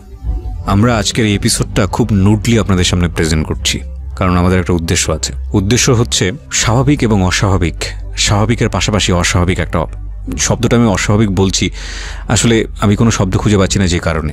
যদি বলি এরকম যে 8-10 জনের মাঝখানে একজন একটু ব্যতিক্রম হবেন, কিন্তু ব্যতিক্রম যে তাকে 8-10 জন যেভাবে চলেন সমাজে সেভাবেই যেন ঠাঁই দেওয়া হয়। এবং সেভাবেই যেন তার জায়গাটা দেয়া হয়, সেভাবেই যেন তাকে মেনে নেওয়া হয়। সবচেয়ে সহজ উপায় হচ্ছে এই যে আজকে নূর আলম কিংবা শুভ্রা যেই বসে আছে আমাদের এখানে, ওই জায়গাটায় যদি আপনি হতেন, একটু চিন্তা করে দেখেন তো কী অবস্থা দাঁড়াতো। আমাদের সমাজে তৃতীয় লিঙ্গের যেই অধিকার রাষ্ট্র কর্তৃক দেওয়া হয়েছে, যদিও আজকে ওই ইস্যুটা এখানের সাথে যায় না, কারণ উনি থার্ড জেন্ডারেও পড়েন না, তো সেই জায়গাটা থেকে এই থার্ড জেন্ডার যারা আছে আমরা তাদেরকে যেভাবে চিনি বা যেভাবে জানি যে বিভিন্ন সময়ে এসে হাত পাতে, বিভিন্ন রকমের উৎপাত করে, কিন্তু একটা জিনিস চিন্তা করে দেখেন তো, এই সমাজ তাদের জীবনে কি কম উৎপাত করেছে? এই সমাজ তাদেরকে স্বাভাবিক জীবন না দিয়ে যে জীবনটা দিয়েছে, সেই জীবনটা যদি আপনাকে দিত, তাহলে আপনি কি করতেন? একটু চিন্তা করার বিষয় আছে। হ্যাঁ, সেদিন আমি ফেসবুকে একটা ভিডিওতে দেখলাম, সম্ভবত আমাদের দেশের বাইরের ভিডিও, দেশের ভেতরের না, দেশের বাইরে সম্ভবত পশ্চিমবঙ্গের কোনো একটা ভিডিও। তো সেটা হচ্ছে কোনো একটা থানার দারোগা এইরকম যারা হিজড়া আছেন বা তৃতীয় লিঙ্গের যারা আছেন তাদেরকে খুব বেদম পেটান পেটাচ্ছে। এটা ভাইরাল ভিডিও এবং চারপাশের লোকজন সবাই হাততালি দিচ্ছে, তারা খুব খুশি। এটার প্রধানতম কারণ হচ্ছে আমরা হয়তো কোনো না কোনোভাবে তাদের দ্বারা টিজের শিকার হয়েছি, কোনো না কোনোভাবে একটা হয়তো বিপজ্জনক একটা খুব ক্রিটিক্যাল সিচুয়েশনে ফেলে আমাদের কাছ থেকে পয়সা নিয়ে নেয়, আমাদের কাছ থেকে তারা এক ধরনের ব্ল্যাকমেইল করে এবং আমরা খুব বিরক্ত হই, আমাদের ভেতরে এক ধরনের চাপা ক্ষোভ তৈরি হয় ওদের প্রতি।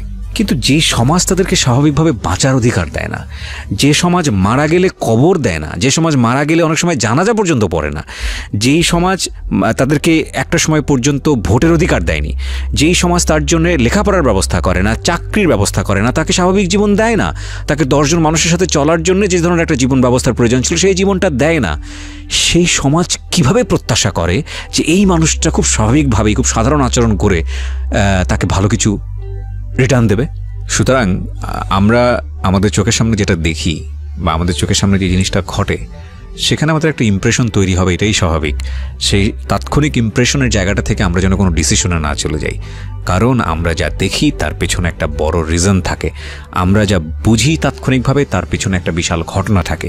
সেই ঘটনাটুকু বোঝার জন্যে যতটুকু স্পেস প্রয়োজন, যতটুকু টাইম প্রয়োজন, অতটুকু টাইম যদি আমি নিজেকে দেই বা আমি যদি একটু রিয়েলাইজ করি, তাহলে এই মানুষগুলো যারা আমাদের সমাজে ব্যতিক্রমী হিসেবে আছেন, শুধু আজকের এই যিনি গেস্ট তা না, অন্য অ্যাঙ্গেল থেকেও হতে পারে, তাদের প্রতি আমাদের একটা অন্যরকম রেসপেক্ট গ্রো করবে। কারণ আপনি 8-10 জনের মধ্যে একজন, উনি একজন ব্যতিক্রমী মানুষ, ওনাকে প্রত্যেকটা মুহূর্তেই ফাইট করে টিকে থাকতে হয়। সুতরাং রেসপেক্ট ওনার প্রাপ্য, উনি সেটা ডিজার্ভ করে। জি, যেখানটাই ছিলাম যে বাবা খুব কান্নাকাটি করছে, ট্রিটমেন্টের কোনো কিছু খুঁজে পাচ্ছে না। তারপর বাবা আবার বাইরে চলে গেল। চলে যাওয়ার পর আমি বাবা টাকা দিচ্ছে, ভাইয়া টাকা দিচ্ছে, আমি বাড়ি কাজ ধরেছি, বাড়ি করেছি, 3 তলা পর্যন্ত ছাদ দিয়েছি, 1 ইউনিট কমপ্লিট করেছি। এইভাবে আস্তে আস্তে দিন যাচ্ছে, দিন যেতেছে, চলতেছে। চলার পর এর ভিতরে আমি ওই যে বললাম না 2014 সালের পর আর কোনো ডক্টর আমি দেখাইনি, না দেখানোর পরে হলো আমি মোটামুটি সংসারে আমার অ্যাকাউন্টে টাকা দিচ্ছে আমার ভাইয়েরা, মানে আপনার অ্যাকাউন্টে, পার্সোনাল অ্যাকাউন্টে? আমার বোনের জামাই মাঝে মাঝে টাকা দিচ্ছে, আমার বোনের হাত খরচ দিল আমার অ্যাকাউন্টে দিচ্ছে। ইভেন আমি আমার ভাগ্নিদের সবার নাম আমি রেখেছি, আমার বোনে আমার পেয়ে সাপোর্ট। বাহ, মাশাআল্লাহ। আমার বোন বলতেছে যে, আমার বোন সবসময় বলতেছে তুমি সবসময় আমার কাছে থাকবা, আমার ছোট বোনটা। আচ্ছা, টাকা দিতেছে, ঘর করতেছি, ঘর দরজা করতেছি, ইভেন অনেক সুন্দর করে ঘর করেছি, 1 ইউনিট কমপ্লিট করেছি, 4 ইউনিটের বাড়ি করেছি, বড় করে 2টা ইউনিট নিয়েছি, সবগুলা রুমে ইংলিশ কমেন্ট দিয়ে বাথরুম করে অনেকগুলা, 10টা রুম নিজেরা রাখছি, যেহেতু আমরা ভাই বোন বেশি। আচ্ছা, সবাই মিলে, যেহেতু ভাইয়াকে বিয়ে করাবো, ভাইয়াকে নিয়ে অনেক স্বপ্ন ছিল। আচ্ছা, ভাইয়াকে বিয়ে করাবো। এবং ভাই ইতালিতে গেছে না, উনি তখন কানাডাতে ছিল। কানাডাতে, দেশের বাইরে? দেশের বাইরে। তো ভাইয়া বিদেশ থাকতেছে। আচ্ছা, ভাইয়া বিদেশ থাকতেছে, হতেছে কি ভাইয়া টাকাটুকু আমার অ্যাকাউন্টে পাঠাচ্ছে। ভাইয়ার কিন্তু অনেক ঋণ, ভাইয়ার কিন্তু আদৌ ঋণ শেষ হয় নাই। আচ্ছা, যাই হোক, হ্যাঁ বলেন। ভাবাই ঋণ দিতেছে, কিন্তু ভাবার টাকা দিয়ে ঘরের কাজ হচ্ছে। হ্যাঁ, তো করতেছি, এর ভিতরে আমি বিভিন্ন স্বপ্ন তো আছে, স্বপ্ন তো মানুষ দেখিয়ে, যেহেতু আমি একটা রং নাম্বারের কথা বলতেছি, জি, রং নাম্বারটা আমার জীবনে চলতেছে, করে রং নাম্বার আস্তে আস্তে যেতেছে। দেন এখন আমি রং নাম্বার সাথে কথা বলার পর আমি বেস্ট পালাবো না, আমার স্বপ্ন মানে আপনি আমাকে স্বপ্নে ঘিরে ধরেছে। আচ্ছা, আপনি নিজেকে চেঞ্জ করবেন না? হ্যাঁ, আমাকে স্বপ্ন ঘিরে ধরেছে। দেখি না আমার কি হয়, দেখি না আমার কি হয়, দেখি না আমার কি হয়, দেখি না কি হয়, ওকে, দেখি না কি হয়, দেখি না কি হতে হতে বলতে বলতেই মানে আস্তে আস্তে হতেছে। হওয়ার পরে ভাইয়া বিদেশ থেকে 2018 সালে আসছে। আচ্ছা, আসার পর ভাইয়া 33,000 টাকা নিয়ে বাংলাদেশ ব্যাক করছে। মাত্র 33,000 টাকা নিয়ে ভাইয়া বাংলাদেশ ব্যাক করছে। ব্যাক করার পর হলো কি, ভাইয়ার জন্য মানে সম্বন্ধ দেখতেছে, গ্রামের ভাষা যেটাকে বলে সম্বন্ধ।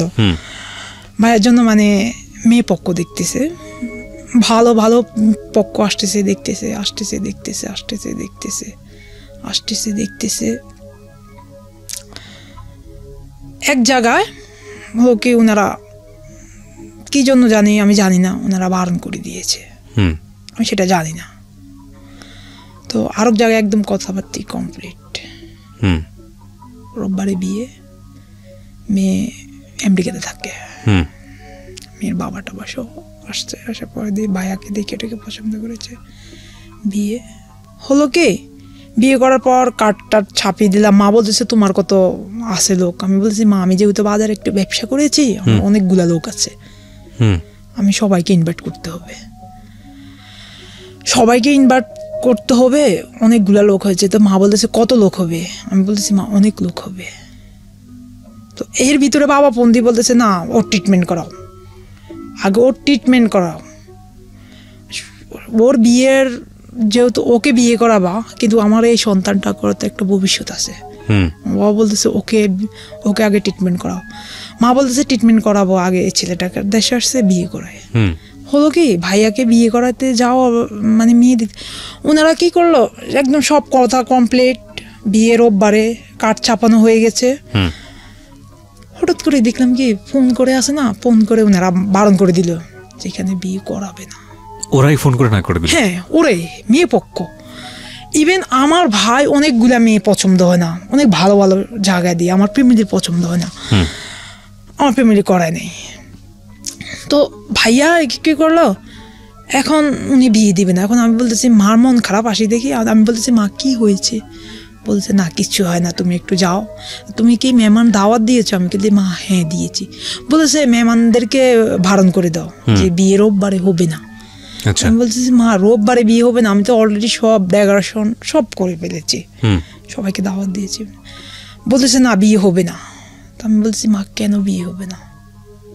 আমার মা বলতেছে যে কিচ্ছু না। এমন এই অবস্থা আমার বোন ফোন দিয়েছে যে আঙ্কেল কেন বিয়ে দিবেন না। এখন আমার বোন কথা বলতেছে, এখন আমাকে দেখে আমার বোন বলতেছে আঙ্কেল এটা আপনার জন্য অভিশাপ, আমাদের জন্য এটা আশীর্বাদ। এটা আমাদের ঘরে হওয়ার পর আল্লাহ আমাদেরকে অনেক সম্পদ দিয়েছে। যেমন আমার বাবা জার্মান ছিল, আমার বাবাই বলছে যে আমার কি জানি হয়েছে বাংলাদেশে, তখন চিঠির যুগ ছিল, ফোনের যুগ ছিল না। আমার বাবা বলতেছে যে আমার কি জানি হয়েছে বাংলাদেশে, আমার কেন টাকা এত ভরপুর আসতেছে। তাহলে আমাদের জীবনে এটা লক্ষ্যে, একটা লোক দুনিয়াতে আসার সময় রিজিক নিয়ে আসে। তখন আমার বোনে যখন এই কথাটা আমার কানে চলে আসলো না, তখন আমি ধারাই দিলাম আড়ালে। তখন আমার মা বলতেছে তুমি কেন যাচ্ছ না এদিক থেকে? এখন আমার মা আমাকে বকতেছে যে যাও, তোমাকে বলছি যাইতে, তুমি কি আজকে কি তুমি বাজারও যাইতে পারতেছো না? প্রত্যেকদিন যে তুমি বাজারে যাও। তা আমি বলতেছি মা আমি যাবো। মা কি হয়েছে সেটা শুনতে দাও। আমার কানে ওই শব্দটা এলো, আমি এই জিনিসটা একটু শুনবো কি বলতেছে উনি, আমাকে নিয়ে নিচ্ছে কথা হতেছে।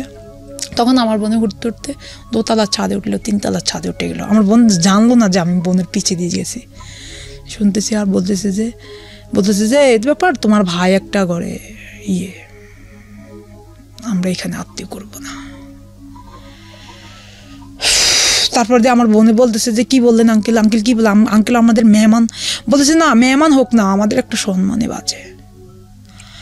ইভেন ওরা এটাও পর্যন্ত বলেছে আমার মতো নাকি ওদের সন্তান হবে। My goodness. বলতেছে এটা বংশ পরায়ণ।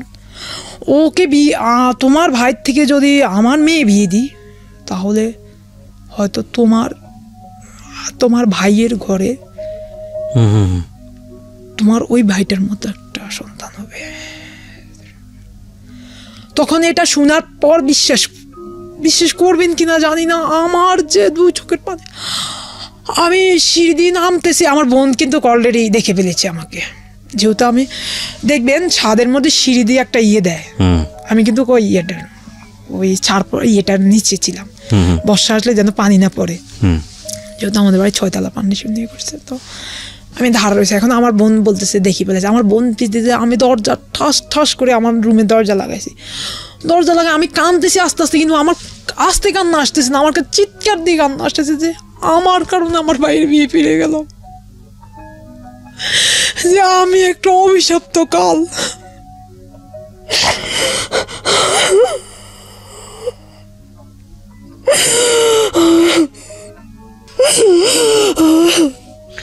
আপনাকে সান্ত্বনা দেওয়ার ভাষা আমার জানা নাই,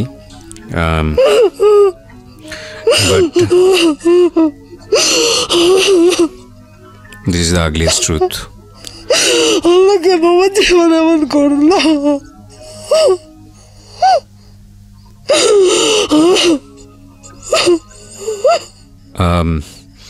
এটা কত সালের ঘটনা? 2018 সালের, এতে মাত্র কয়েকদিন আগের ঘটনা। এই ঘটনার পর আপনার ভাইয়ের সাথে আপনার কি কথোপকথন? আপনার ভাই কি করে এরপরে? আমার ভাই এখন বাইরে আছে। না, কিন্তু উনি তো চলে যায় নিশ্চয়ই, বিয়ে শাদী না করেই চলে যায় নাকি বিয়ে করে? না, বিয়ে করে বলতেছি আমি। জি প্লিজ। তারপর আমি যখন আমার রুমে দরজা আটকায় পালাতেছি, তখন আমার মা বাইরের থেকে চিৎকার দিয়ে কাঁদতেছে। আমার মা ভয় পেয়েছে যে কিছু একটা করে ফেলবে আজকে, যেহেতু আমার মা বলতেছে, আমার বোনকে বলতেছে, তুই কেন ওনার ফোন ধরেছিস? তুই ওনার ফোন কাটে দিতি যখন উনি তোর সাথে কথা বলতেছে, কেন আমার ভাইয়ের ইয়েটা কেন আমার ঘরে আনি অশান্তি করস? তখন আমার বোন আর কাটলো না, আমার বোন তো জানে না যে আমি পিছিয়ে আমার বোন বলতে, আমার মা বলতেছে ওর কথা শোনার দরকার নেই, ও বারণ করে দিয়েছে, শেষ, আলহামদুলিল্লাহ, এখানে আর আমি আত্মীয় করবো না, করার দরকার নেই। মা রাগ উঠে গেছে, মা আমার বোনকে খুব খারাপ ভাষা গালাগালি দিতেছে, কুত্তার বাচ্চা শুনেছে, তুই কেন ওর ফোন ধরেছিস, কেন ওর কাছে ফোন করেছিস, আমি কি মানুষের জন্য আমার সন্তান মেরে ফেলবো? মা চিৎকার। এখন আমার ছোট ভাই একটা আছে, আমি ওকে খুব ভালোবাসি, খুব আদর করি। আমার ছোট ভাইটা অনেক মিস্টেক আমাদের ভাই বোনের অনেক পরে হয়েছে। আচ্ছা আচ্ছা। ওবার ক্লাস 9-এ পড়ে। তো ও কাঁদতেছে আর বলতেছে, ও ভাইয়া তুমি এমন করো কা, ও ভাইয়া তুমি এমন করো কা, আমরা তো আছি ভাইয়া। ভাইয়া মানুষে কি বলবে না না বলবে কিছু দরকার নাই, তুমি আমার ভাইয়া, আমি তোমার ভাই, এর চেয়ে বড় পরিচয় আর কিছু নেই ভাইয়া। এখন আমার বোন কাঁদতেছে, এখন আমার ভাইয়াকে বাজার থেকে ফোন দিয়েছে আমার বোনে যে তুমি তাড়াতাড়ি আসো, ও জানে কি করতেছে। তখন আমার ভাইয়া দরজা ভেঙে দিয়ে গেছে, আর পরে দিয়ে আমি দেখে, আমি আমার রুমের পাশে একটা বেলকনি আছে, টয়লেট বেলকনি সব আমার রুমেতে দেওয়া। তো আমার ভাই আমাকে জড়ায় ধরে, আমার ভাই কি কান্না যে মা গো আর সহ্য হচ্ছে না, মা কিছু একটা করো মা, প্রত্যেক দিন জীবনটা শুরু হয়েছে ধরে ওর জীবনে কান্না, মা ওর মতো দুঃখ মা কেউ করে না দুনিয়াতে মা। তারপরে দিয়ে আমার ভাই যখন এই কথা বললো, বলার পর দিয়ে মা বললো যে আর কিছু দেখবো না, আজই ঢাকা নিয়ে যাবো, পৃথিবীর কোন প্রান্তে আমার সন্তানের ট্রিটমেন্ট আছে আমি সেই প্রান্তে দেখবো। পরে আমি বলতেছি না, যাওয়ার দরকার নেই, এখন আমি যাব না, যেহেতু আমার ভাই দেশে আসছে। অনেক স্বপ্ন নিয়ে ভাইকে বিয়ে করাবো। তারপরে দিয়ে হলো কি, আবার অন্যদিকে মেয়ে দেখতেছে আর বিয়ে করাইতেছে। অন্যদিকে দেখার পর অন্যদিকে মেয়ে দেখতেছে, ধীরে ধীরে সুস্থে সুস্থে একটা একটা করে মেয়ে দেখতেছে। আমার ভাই, আমার মা অনেক সুন্দর মেয়েটাকে, কারণ আমার বোনেরা অনেক সুন্দর, অনেক স্মার্টলি, আমি সব শিক্ষিত, কিন্তু আমি তো পড়ালেখা করা হয় না আমার। তো আমার বোন মেয়ে দেখতেছে দেখতেছে দেখতেছে দেখতেছে ইভেন ওনারা মানে বৃহস্পতিবারে রাত্রে এই কথা বললো ফোন দিয়ে,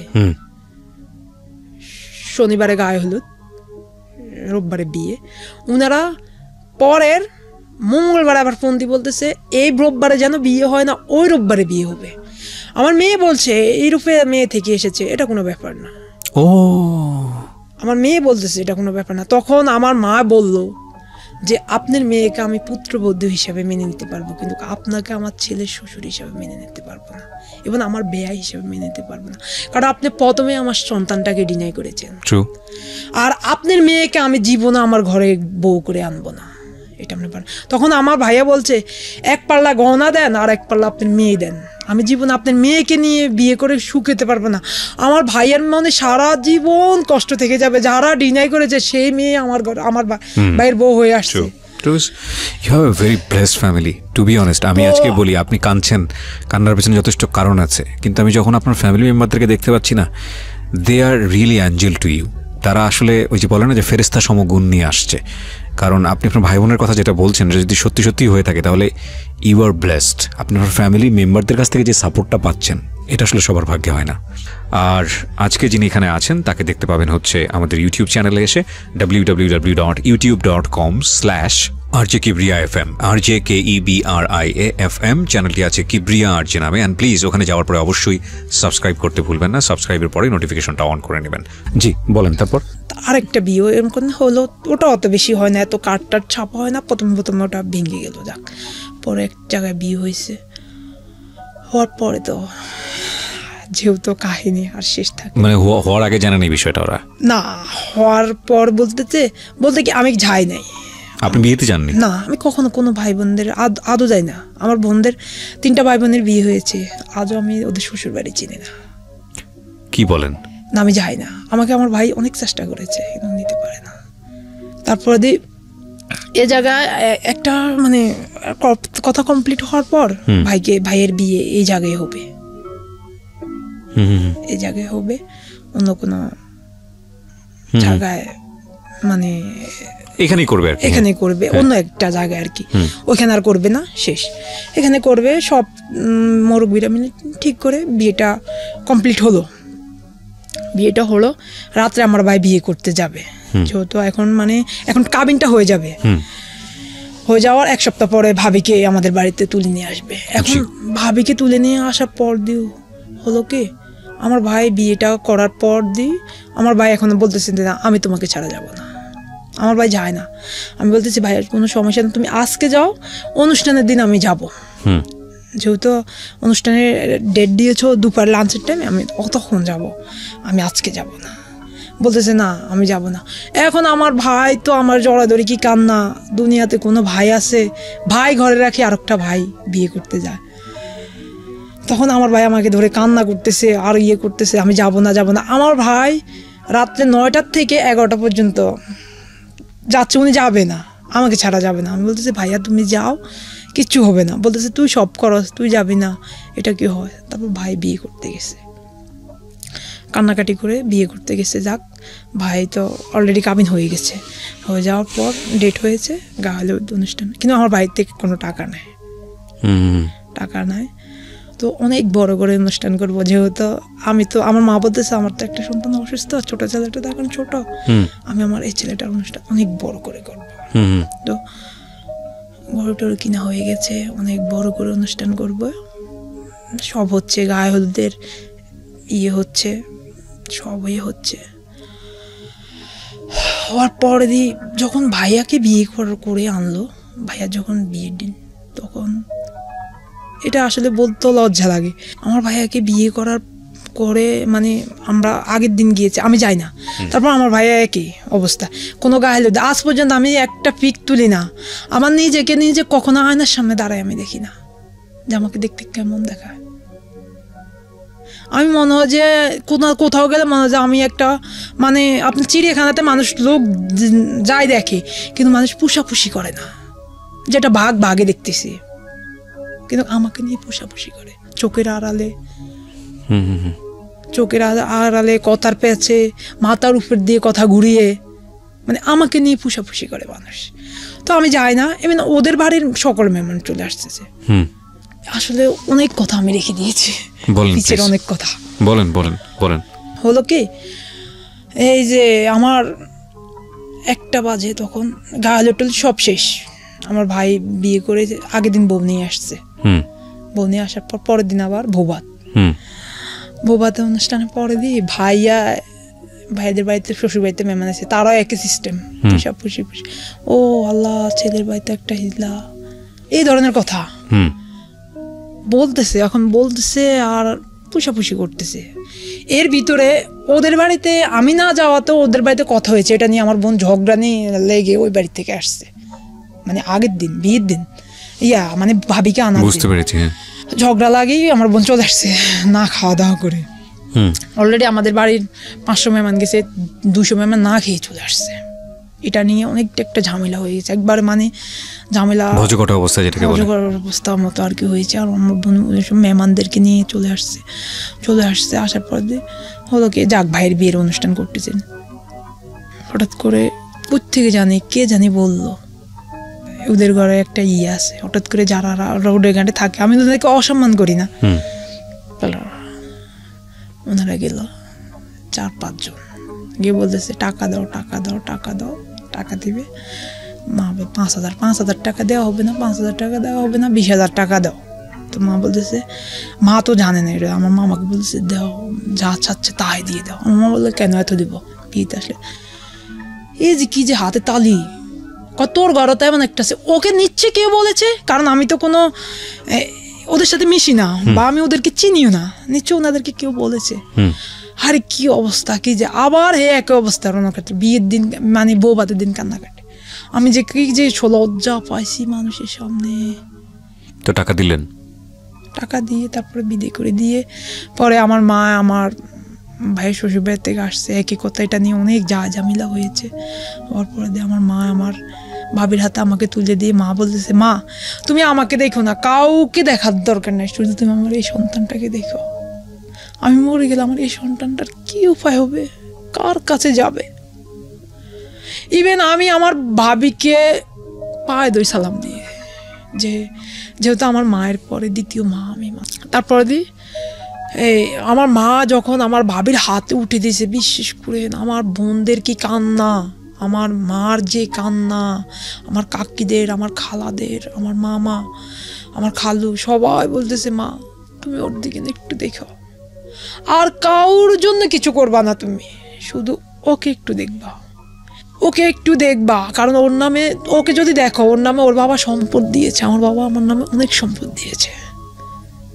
যেহেতু যখন আমার বাবা আমার অসুস্থতার কথা জানছে, আমার কেনার সময় আমার নামে দিয়েছে, ইভেন বাজারের দোকানটা আমার নামে দিয়েছে। সম্পদ দিয়েছে কারণ আপনার বাবা চিন্তা করেছে কোনো কারণে যখন আমি থাকবো না তখন আমার মেয়েটার কি হবে বা আমার ছেলেটার কি হবে, এটা ভেবে বাবা আমাকে অনেক সম্পদ দিয়েছে, এবং দোকানটা আমাকে দিয়েছে। ফ্যামিলি মেম্বাররা তাতে কোনো সমস্যা করেনি, সবাই রাজি ছিল। হ্যাঁ, তারপর দিয়ে হওয়ার পর দিয়ে হলো কি, এই তো আমার ভাই একদিন কি হলো, বিয়ে পরে দিয়ে আমার থেকে বললো যে আমার নানি শাশুড়ি অসুস্থ, তুমি আমাকে টাকা 10,000 দাও। আমার ভাবি না বললে তো ওনার মা জানতো না এই কথাটা, বলেছে উনি ওনার ভাই থেকে বলছে, তুমি তোমার টাকা তোমার ভাইয়ের অ্যাকাউন্টে থাকে কেন? কিন্তু আমার ভাই কত টাকা নিয়ে বাংলাদেশে আসছে আমি তো জানি। আমার ভাই মাত্র 13,000 টাকা 33,000 টাকা নিয়ে বাংলাদেশে আসছে, অথচ আমি ভাইয়ের বিয়েতে প্রায় 15 লাখ টাকা খরচ করে ফেলেছি, সব টাকা ঋণ করে, বা বোনেরা দিয়েছে বা নিয়েছি, পরে দেব। বাবা দিয়েছে 5 লাখ, বাবা তখন বাইরে, বাবা দিয়েছে, দিয়ে অনুষ্ঠান করে ভাবিকে এনেছি। ভাবিকে আনার পর হলো কি, একদিন রাত প্রায়, তখন কিন্তু বিশ্বকাপ খেলা চলতেছে, মানে ফুটবল বিশ্বকাপ। তখন আমি বিশ্বকাপ খেলা দেখি অনেক রাত্রি বাসায় আসতাম, একটু রাত করে আসতাম, সমস্যা হতো না, ইনশাল্লাহ আমাকে কেউ সমস্যা করতো না বা কিছু বলতো না। বাজার এবং বাড়ি প্রায় কাছাকাছি। আচ্ছা, কাছাকাছি। তো হলো কি, এখন বাসায় না গিয়ে হাঁসের মাংস আর পাকাইছে, এই যে আপনার শোল মাছ পাকাইছে, এখন আমি এটা খাই নাই, না খাওয়া, এর ভিতরে আমাকে নিয়ে অনেক কথা উঠেছে। আচ্ছা, আমার ভাইয়ের শ্বশুর ভাইয়েরা অনেক কথা উঠেছে, এটা সেটা ওটা বিভিন্ন কথা উঠছে, যে ওর এমন একটা ভাই আছে, এটা সেটা ওটা।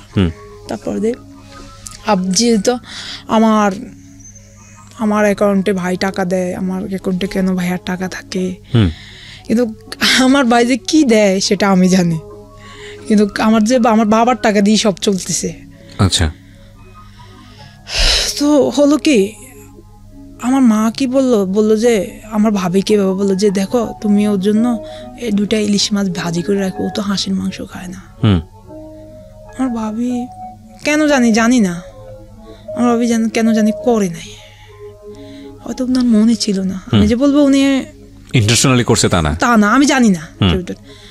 করে না দেখি এখন আসি আমি রাত্রে প্রায় 1টা বাজে, আমি ভাত খেতে বসছি, এখন আমি দেখি মানে টেবিলের উপরে হাঁসের মাংস আর শোল মাছ। তো আমি বলতেছি যে শোল মাছ হাঁসের মাংস খাবো, আমি তো এগুলো খাই না, তো আমি কাঁচামরিচ দিয়ে ভাত একটু খেয়ে আমি আমার রুমে ঢুকে গেছি।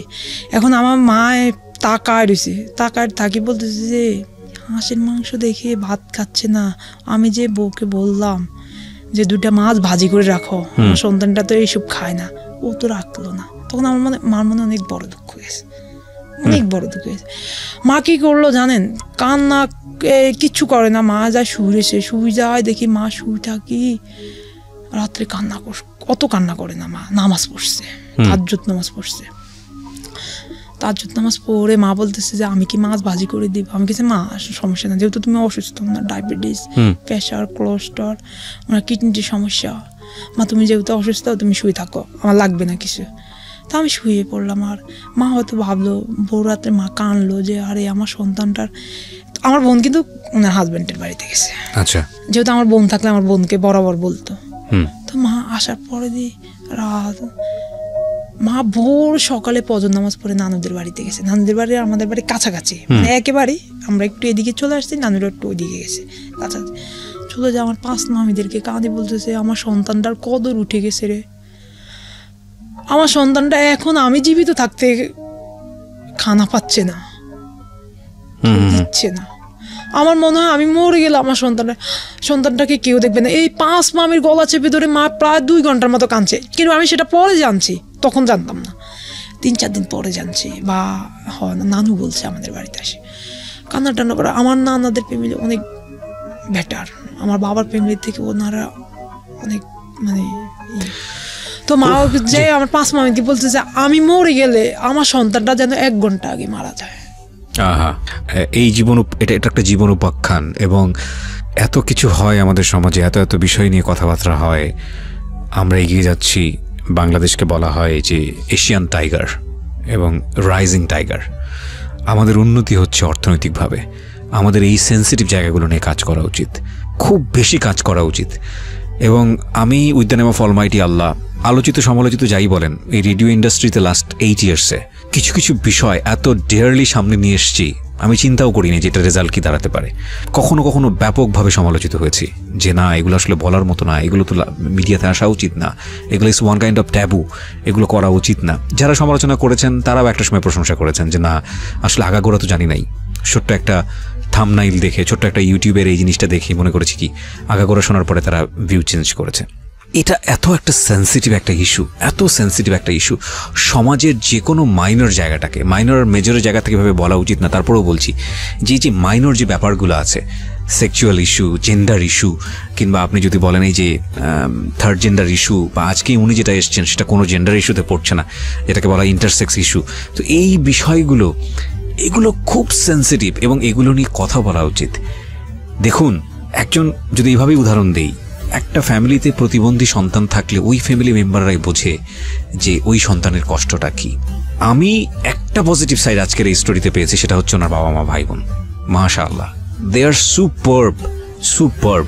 বাট আনলাকিলি বলবো এটাকে, বাংলাদেশের অনেক, ওনার পরিস্থিতিতে আসলে তো উনি তো খুব রেয়ার পার্সোনালিটি, বাট আমি যদি হিজড়াদের কথাই বলি বা আমি থার্ড জেন্ডারের কথা বলি, তাদের ক্ষেত্রে ফ্যামিলিতে কি হয় আপনি দেখেন, একটা প্রতিবন্ধী সন্তানের ক্ষেত্রে কি হয় আপনি শুধু একটু দেখেন। বাবা মা পরিচয় দিতে চায় না, বাবা মা তাদেরকে লাইমলাইট পর্যন্ত আনতে চায় না, যে ওকে সামনে আনলে কি ভয়ঙ্কর একটা পরিস্থিতি ফেস করতে হবে না জানি। খুব দুঃখজনক না? খুবই দুঃখজনক। আমরা অনেকেই আছি 5 ওয়াক্ত নামাজ পড়ি, আমরা অনেকে আছি সবসময় ইবাদত করি, কিন্তু এই নামাজ ইবাদতের বাইরেও যে খুব গুরুত্বপূর্ণ কিছু আল্লাহ রোল দিয়েছেন, কিছু দায়িত্ব দিয়েছেন, সেগুলো যখন পালন করার কথা, সেই জিনিসগুলো যে ঠিকমতো পালন না করলে উনি যে নারাজ হন, উনি যে অখুশি হন, এই কথাগুলো আমরা কজন বা মনে রাখি।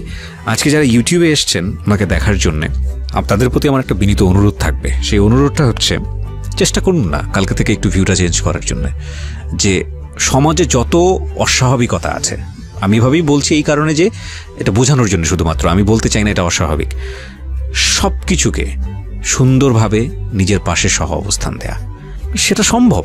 খুব অল্প সময়ের জন্য আমরা দুনিয়াতে আসি, ইটস ভেরি লিমিটেড টাইম, 60-70 বছর on average time, it's very limited time. এই লাইফে দেখেন কত রকমের কমপ্লেক্সিটি, 1000 মিলিয়ন টাইপের কমপ্লেক্সিটি। আপনি কি জানেন, আপনি কিছু বলেননি, শুধু একটা মানুষের দিকে তাকিয়েছেন, এই তাকানোর মধ্যেও একটা মানুষ কষ্ট পেতে পারে। আপনি শুধু একটা মানুষের দিকে তাকিয়ে খুব সুন্দর করে হেসেছেন, এটার জন্য এই এতটুকু একটা মানুষকে অনেক বেশি হ্যাপি করে দিতে পারে। সুতরাং আপনার মুভমেন্ট, আপনার অ্যাটিটিউড খুব ইম্পর্ট্যান্ট। এই কথাগুলো যে বলছি এগুলো আমাকে নিয়েই বলছি, আমিও স্বয়ংসম্পূর্ণ মানুষ না, আমরা কেউ মহামানব না, কিন্তু চেষ্টা করতে দোষটা কোথায়? এই গল্পগুলো যেন আমাদের সেই বোধটা ক্রিয়েট করে। শ্রোতা, আপনারা শুনছেন জীবন গল্প, আমাদের সঙ্গে রয়েছেন যিনি, তার পরিচয় আমি কখনো বলেছি নূর আলম, কখনো বলেছি শুভ্রা, কিন্তু নূর আলম যদি ছেলেদের পরিচয় হয়, নাম হয়, কিংবা শুভ্রা যদি মেয়েদের নাম হয়, তাহলে সেই জায়গা থেকে আমি যে বলছি সে বলার দুটোর একটাও ঠিক না। এবং সেই জায়গা থেকে আপনি যদি মনে করেন যে এটা থার্ড জেন্ডারের জায়গা থেকে আপনি বলবেন, সেটাও ঠিক না, কারণ এই মানুষটি ফিজিক্যালি না ছেলে না মেয়ে, পরিপূর্ণরূপে। এবং তার মাঝখানে আপনি কি বলবেন, হিজড়াদের একটা অন্যরকম আইডেন্টিটি থাকে, সেই জায়গাটিতেও উনি না। And this is a very rare case according to her, বা হিম যাই বলি না কেন, it's a very rare case. সারা দুনিয়াতে এই ধরনের কেস খুব কম। হ্যাঁ, আপনি যেখানটায় ছিলেন বলুন প্লিজ। তারপর মা নানুদের বাড়ি থেকে কান্নাকাটি করে আসে, মামাদের বাড়ি থেকে মা ঘুমাইছে, ঘুমানোর পর জোহর নামাজ পড়ে মা ঘুমাইছে, মা কিছু খায় না, বলতেছে তো নানুর বাড়ি থেকে খেয়ে এসছি। পরে রাত 9টা বাজে দেখি মা মুখ কেনা বেকা, মা স্ট্রোক করেছে, ঢাকা আনে দেখি মা ব্রেন স্ট্রোক করেছে। মা ব্রেন স্ট্রোক করার পর এখন মার কি হয়েছে, মা মানে আমি যতক্ষণ সামনে আছি অতক্ষণ আমাকে পরে দিয়ে আর মার, আমি দূরে চলে যাই, মার আর কোনো খবর থাকে না, মানে রিকগনাইজ করতে পারে। হ্যাঁ, মা মানে একটু স্মৃতি হয়ে গেছে, দুর্বল হয়ে গেছে। তো তারপর দিয়ে মা হওয়ার পর থেকে আমার জীবনে অশান্তিটা শুরু। এখন আমার প্রতি পাতে বিপদ। যেমন আমার বোন বলতেছে, তুমি এত রাত্রে কেন বাসা আসছো, তুমি কেন খেলা দেখছো? তারপর আমি পরে খেলা দেখলাম, ক্রিকেট খেলা একদিন রাতে দেরি করে গেছে, আমার বোন আমার সাথে ঝগড়া লাগার এক পর্যায়ে বলতেছে যে তোর কারণে ঢাকার সম্পদ বিক্রি হয়ে গেছে। এতদিন আমার বোন কিছু বলে না, এই সর্বপ্রথম ফার্স্ট তোর কারণে আমার বাবার কোটি টাকার সম্পদ শেষ। এই টাকাগুলোকে আসলে এই ট্রিটমেন্টের জন্য ব্যয় করেছে? হ্যাঁ, ট্রিটমেন্টের জন্যই ব্যয় করেছে। যখন বললাম না, সে 1997 সালে যখন মানে উত্তরাতে জমিটা বিক্রি করে, তখন কতটুকু জমি ছিল ওটা? 9 কাঠা, অনেক বড় জমি। হ্যাঁ, ওটা বিক্রি করে পেলে আমাকে ট্রিটমেন্ট করেছে। তখন না বাবার 1 টাকাও ছিল না, ওই ট্রিটমেন্টের পিছনে এই টাকাগুলো ব্যয় করেছে, এবং দ্য রেজাল্ট ইজ জিরো, আদৌ জিরো। তো তারপর দিয়ে বাবা কী করে, তারপর দিয়ে এটা করার পর দিয়ে আমি যখন এইভাবে এক পর্যায়ে আমার বোনের সাথে আমার সাথে হয় কথা কাটাকাটি, তুমিও তো থাকো এই বাড়িতে, তুমি কি বাবার খাও না, যেমন হয় পিটাপিটি ভাই বোন থাকলে এমন হয়। কিন্তু হয় কি এক পর্যায়ে আমার বোন আমাকে মানে আমার করার পর দিয়ে আমি বাসার থেকে বাইরে যাই, রাগারাগি করে রাত্রে। আমি শুধু মাকে বলছি, তুমি কেন চুপ করে রয়েছো, এখন তো তুমি কিছু বলো না মা, এখন থেকে শুধু চোখের পানি পালা তাকায় রয়েছে, থাকি চুপ কর, এবার চুপ কর, এটাই বলে মা, আর কিছু বলে না।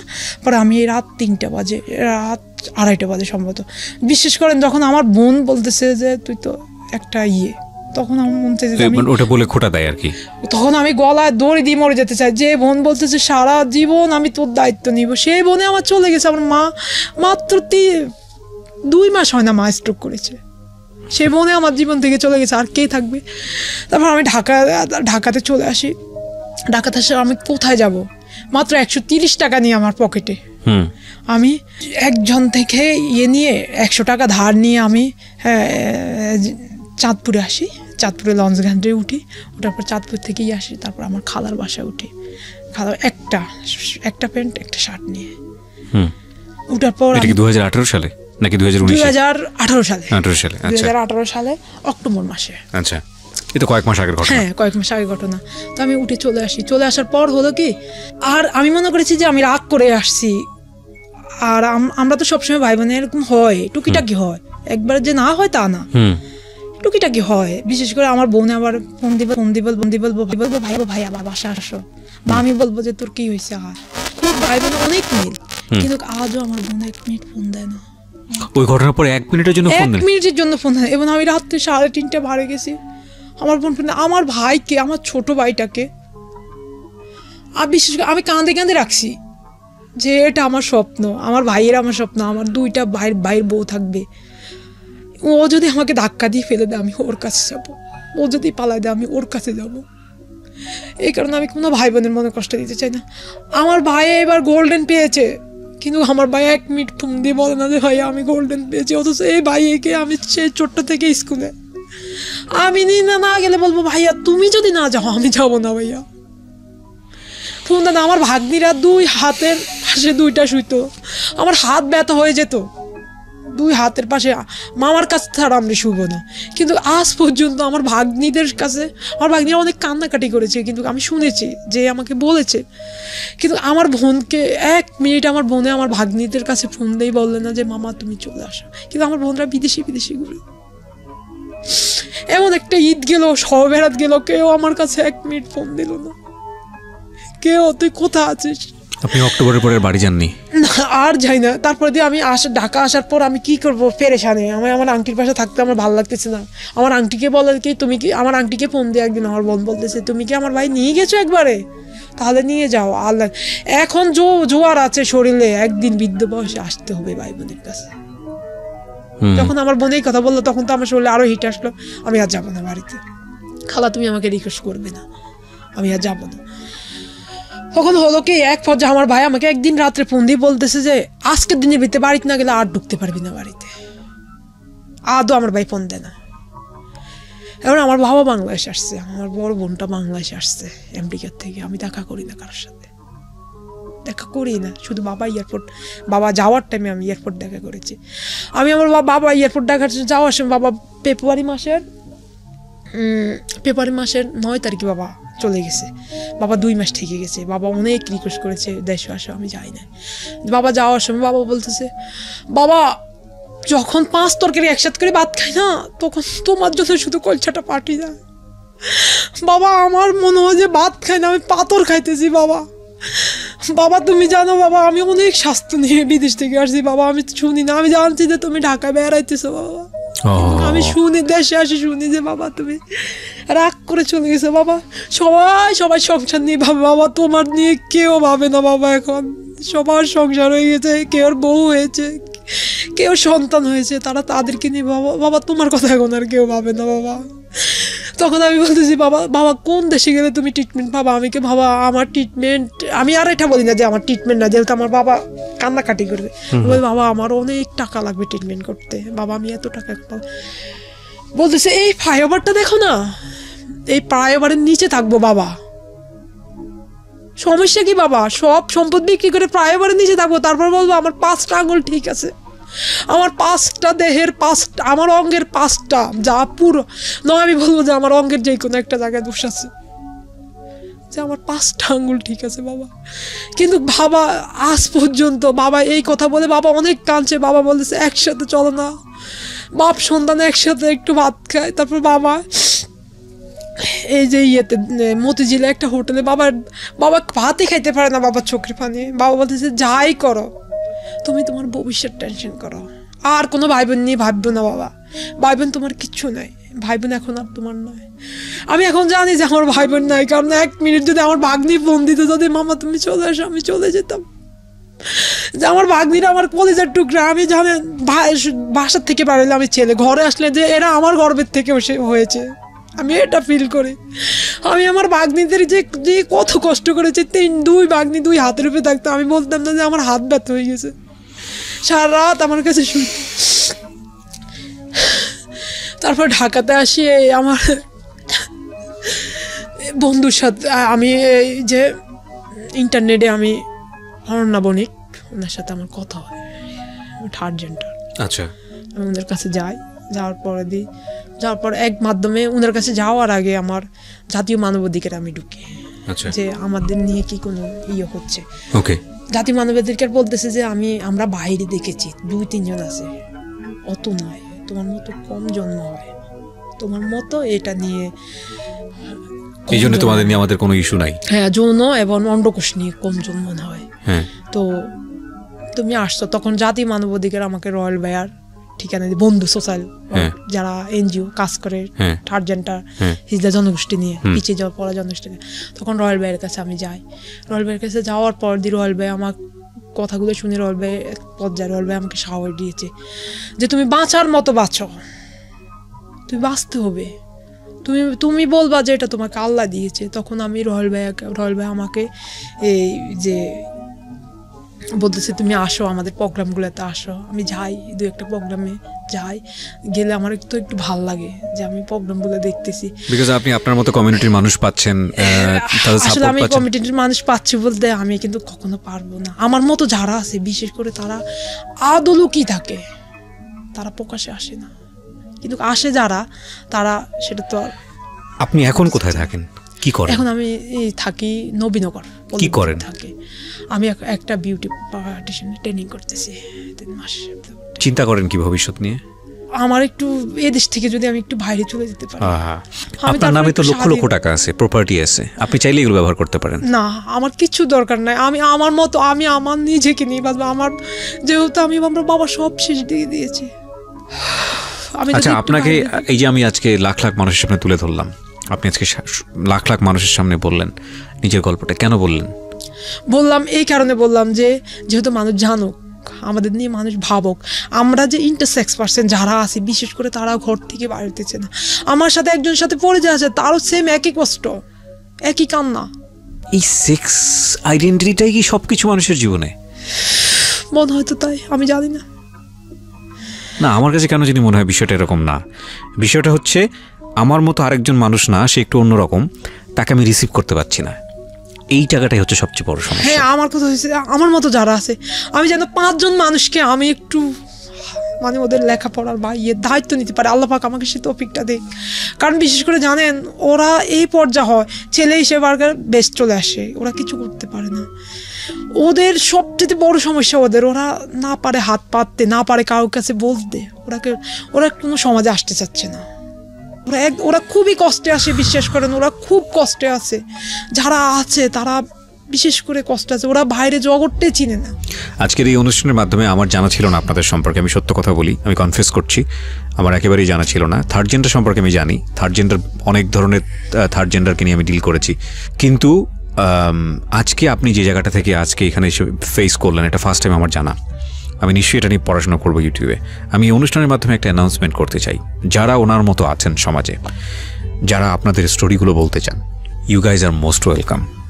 আমি জানি পৃথিবীর কোথাও যদি জায়গা না হয়, অন্তত এখানে 2 থেকে আড়াই ঘন্টা, আমি আপনাকে বলছি ঢাকা এফএম, আমার এই অনুষ্ঠানে আপনার সুযোগ হবে, আপনারা বলবেন, ডেফিনেটলি বলবেন। এবং এই অনুষ্ঠানটাকে এটা একটা ভয়েস। দেখুন, আজকে যে নুরুল আমিন বা শুভ্রা যাই বলি না কেন, উনি যে এসে যে গল্পটা বলে গেল, এই গল্পটা সারাটা জীবন থাকবে। এই গল্পটা একটা সময় গিয়ে হাজার হাজার মানুষকে সচেতন করবে। এবং আমি বিশ্বাস করি এটা একটা ভয়েস হলো, এটা একটা ম্যানিফেস্টো হলো আজকের এই গল্পটা। আমি আপনাকে ধন্যবাদ জানাই অন্তরের অন্তঃস্থল থেকে যে আপনি সাহস করে এসছেন এবং আপনি এই কথাগুলো বলেছেন।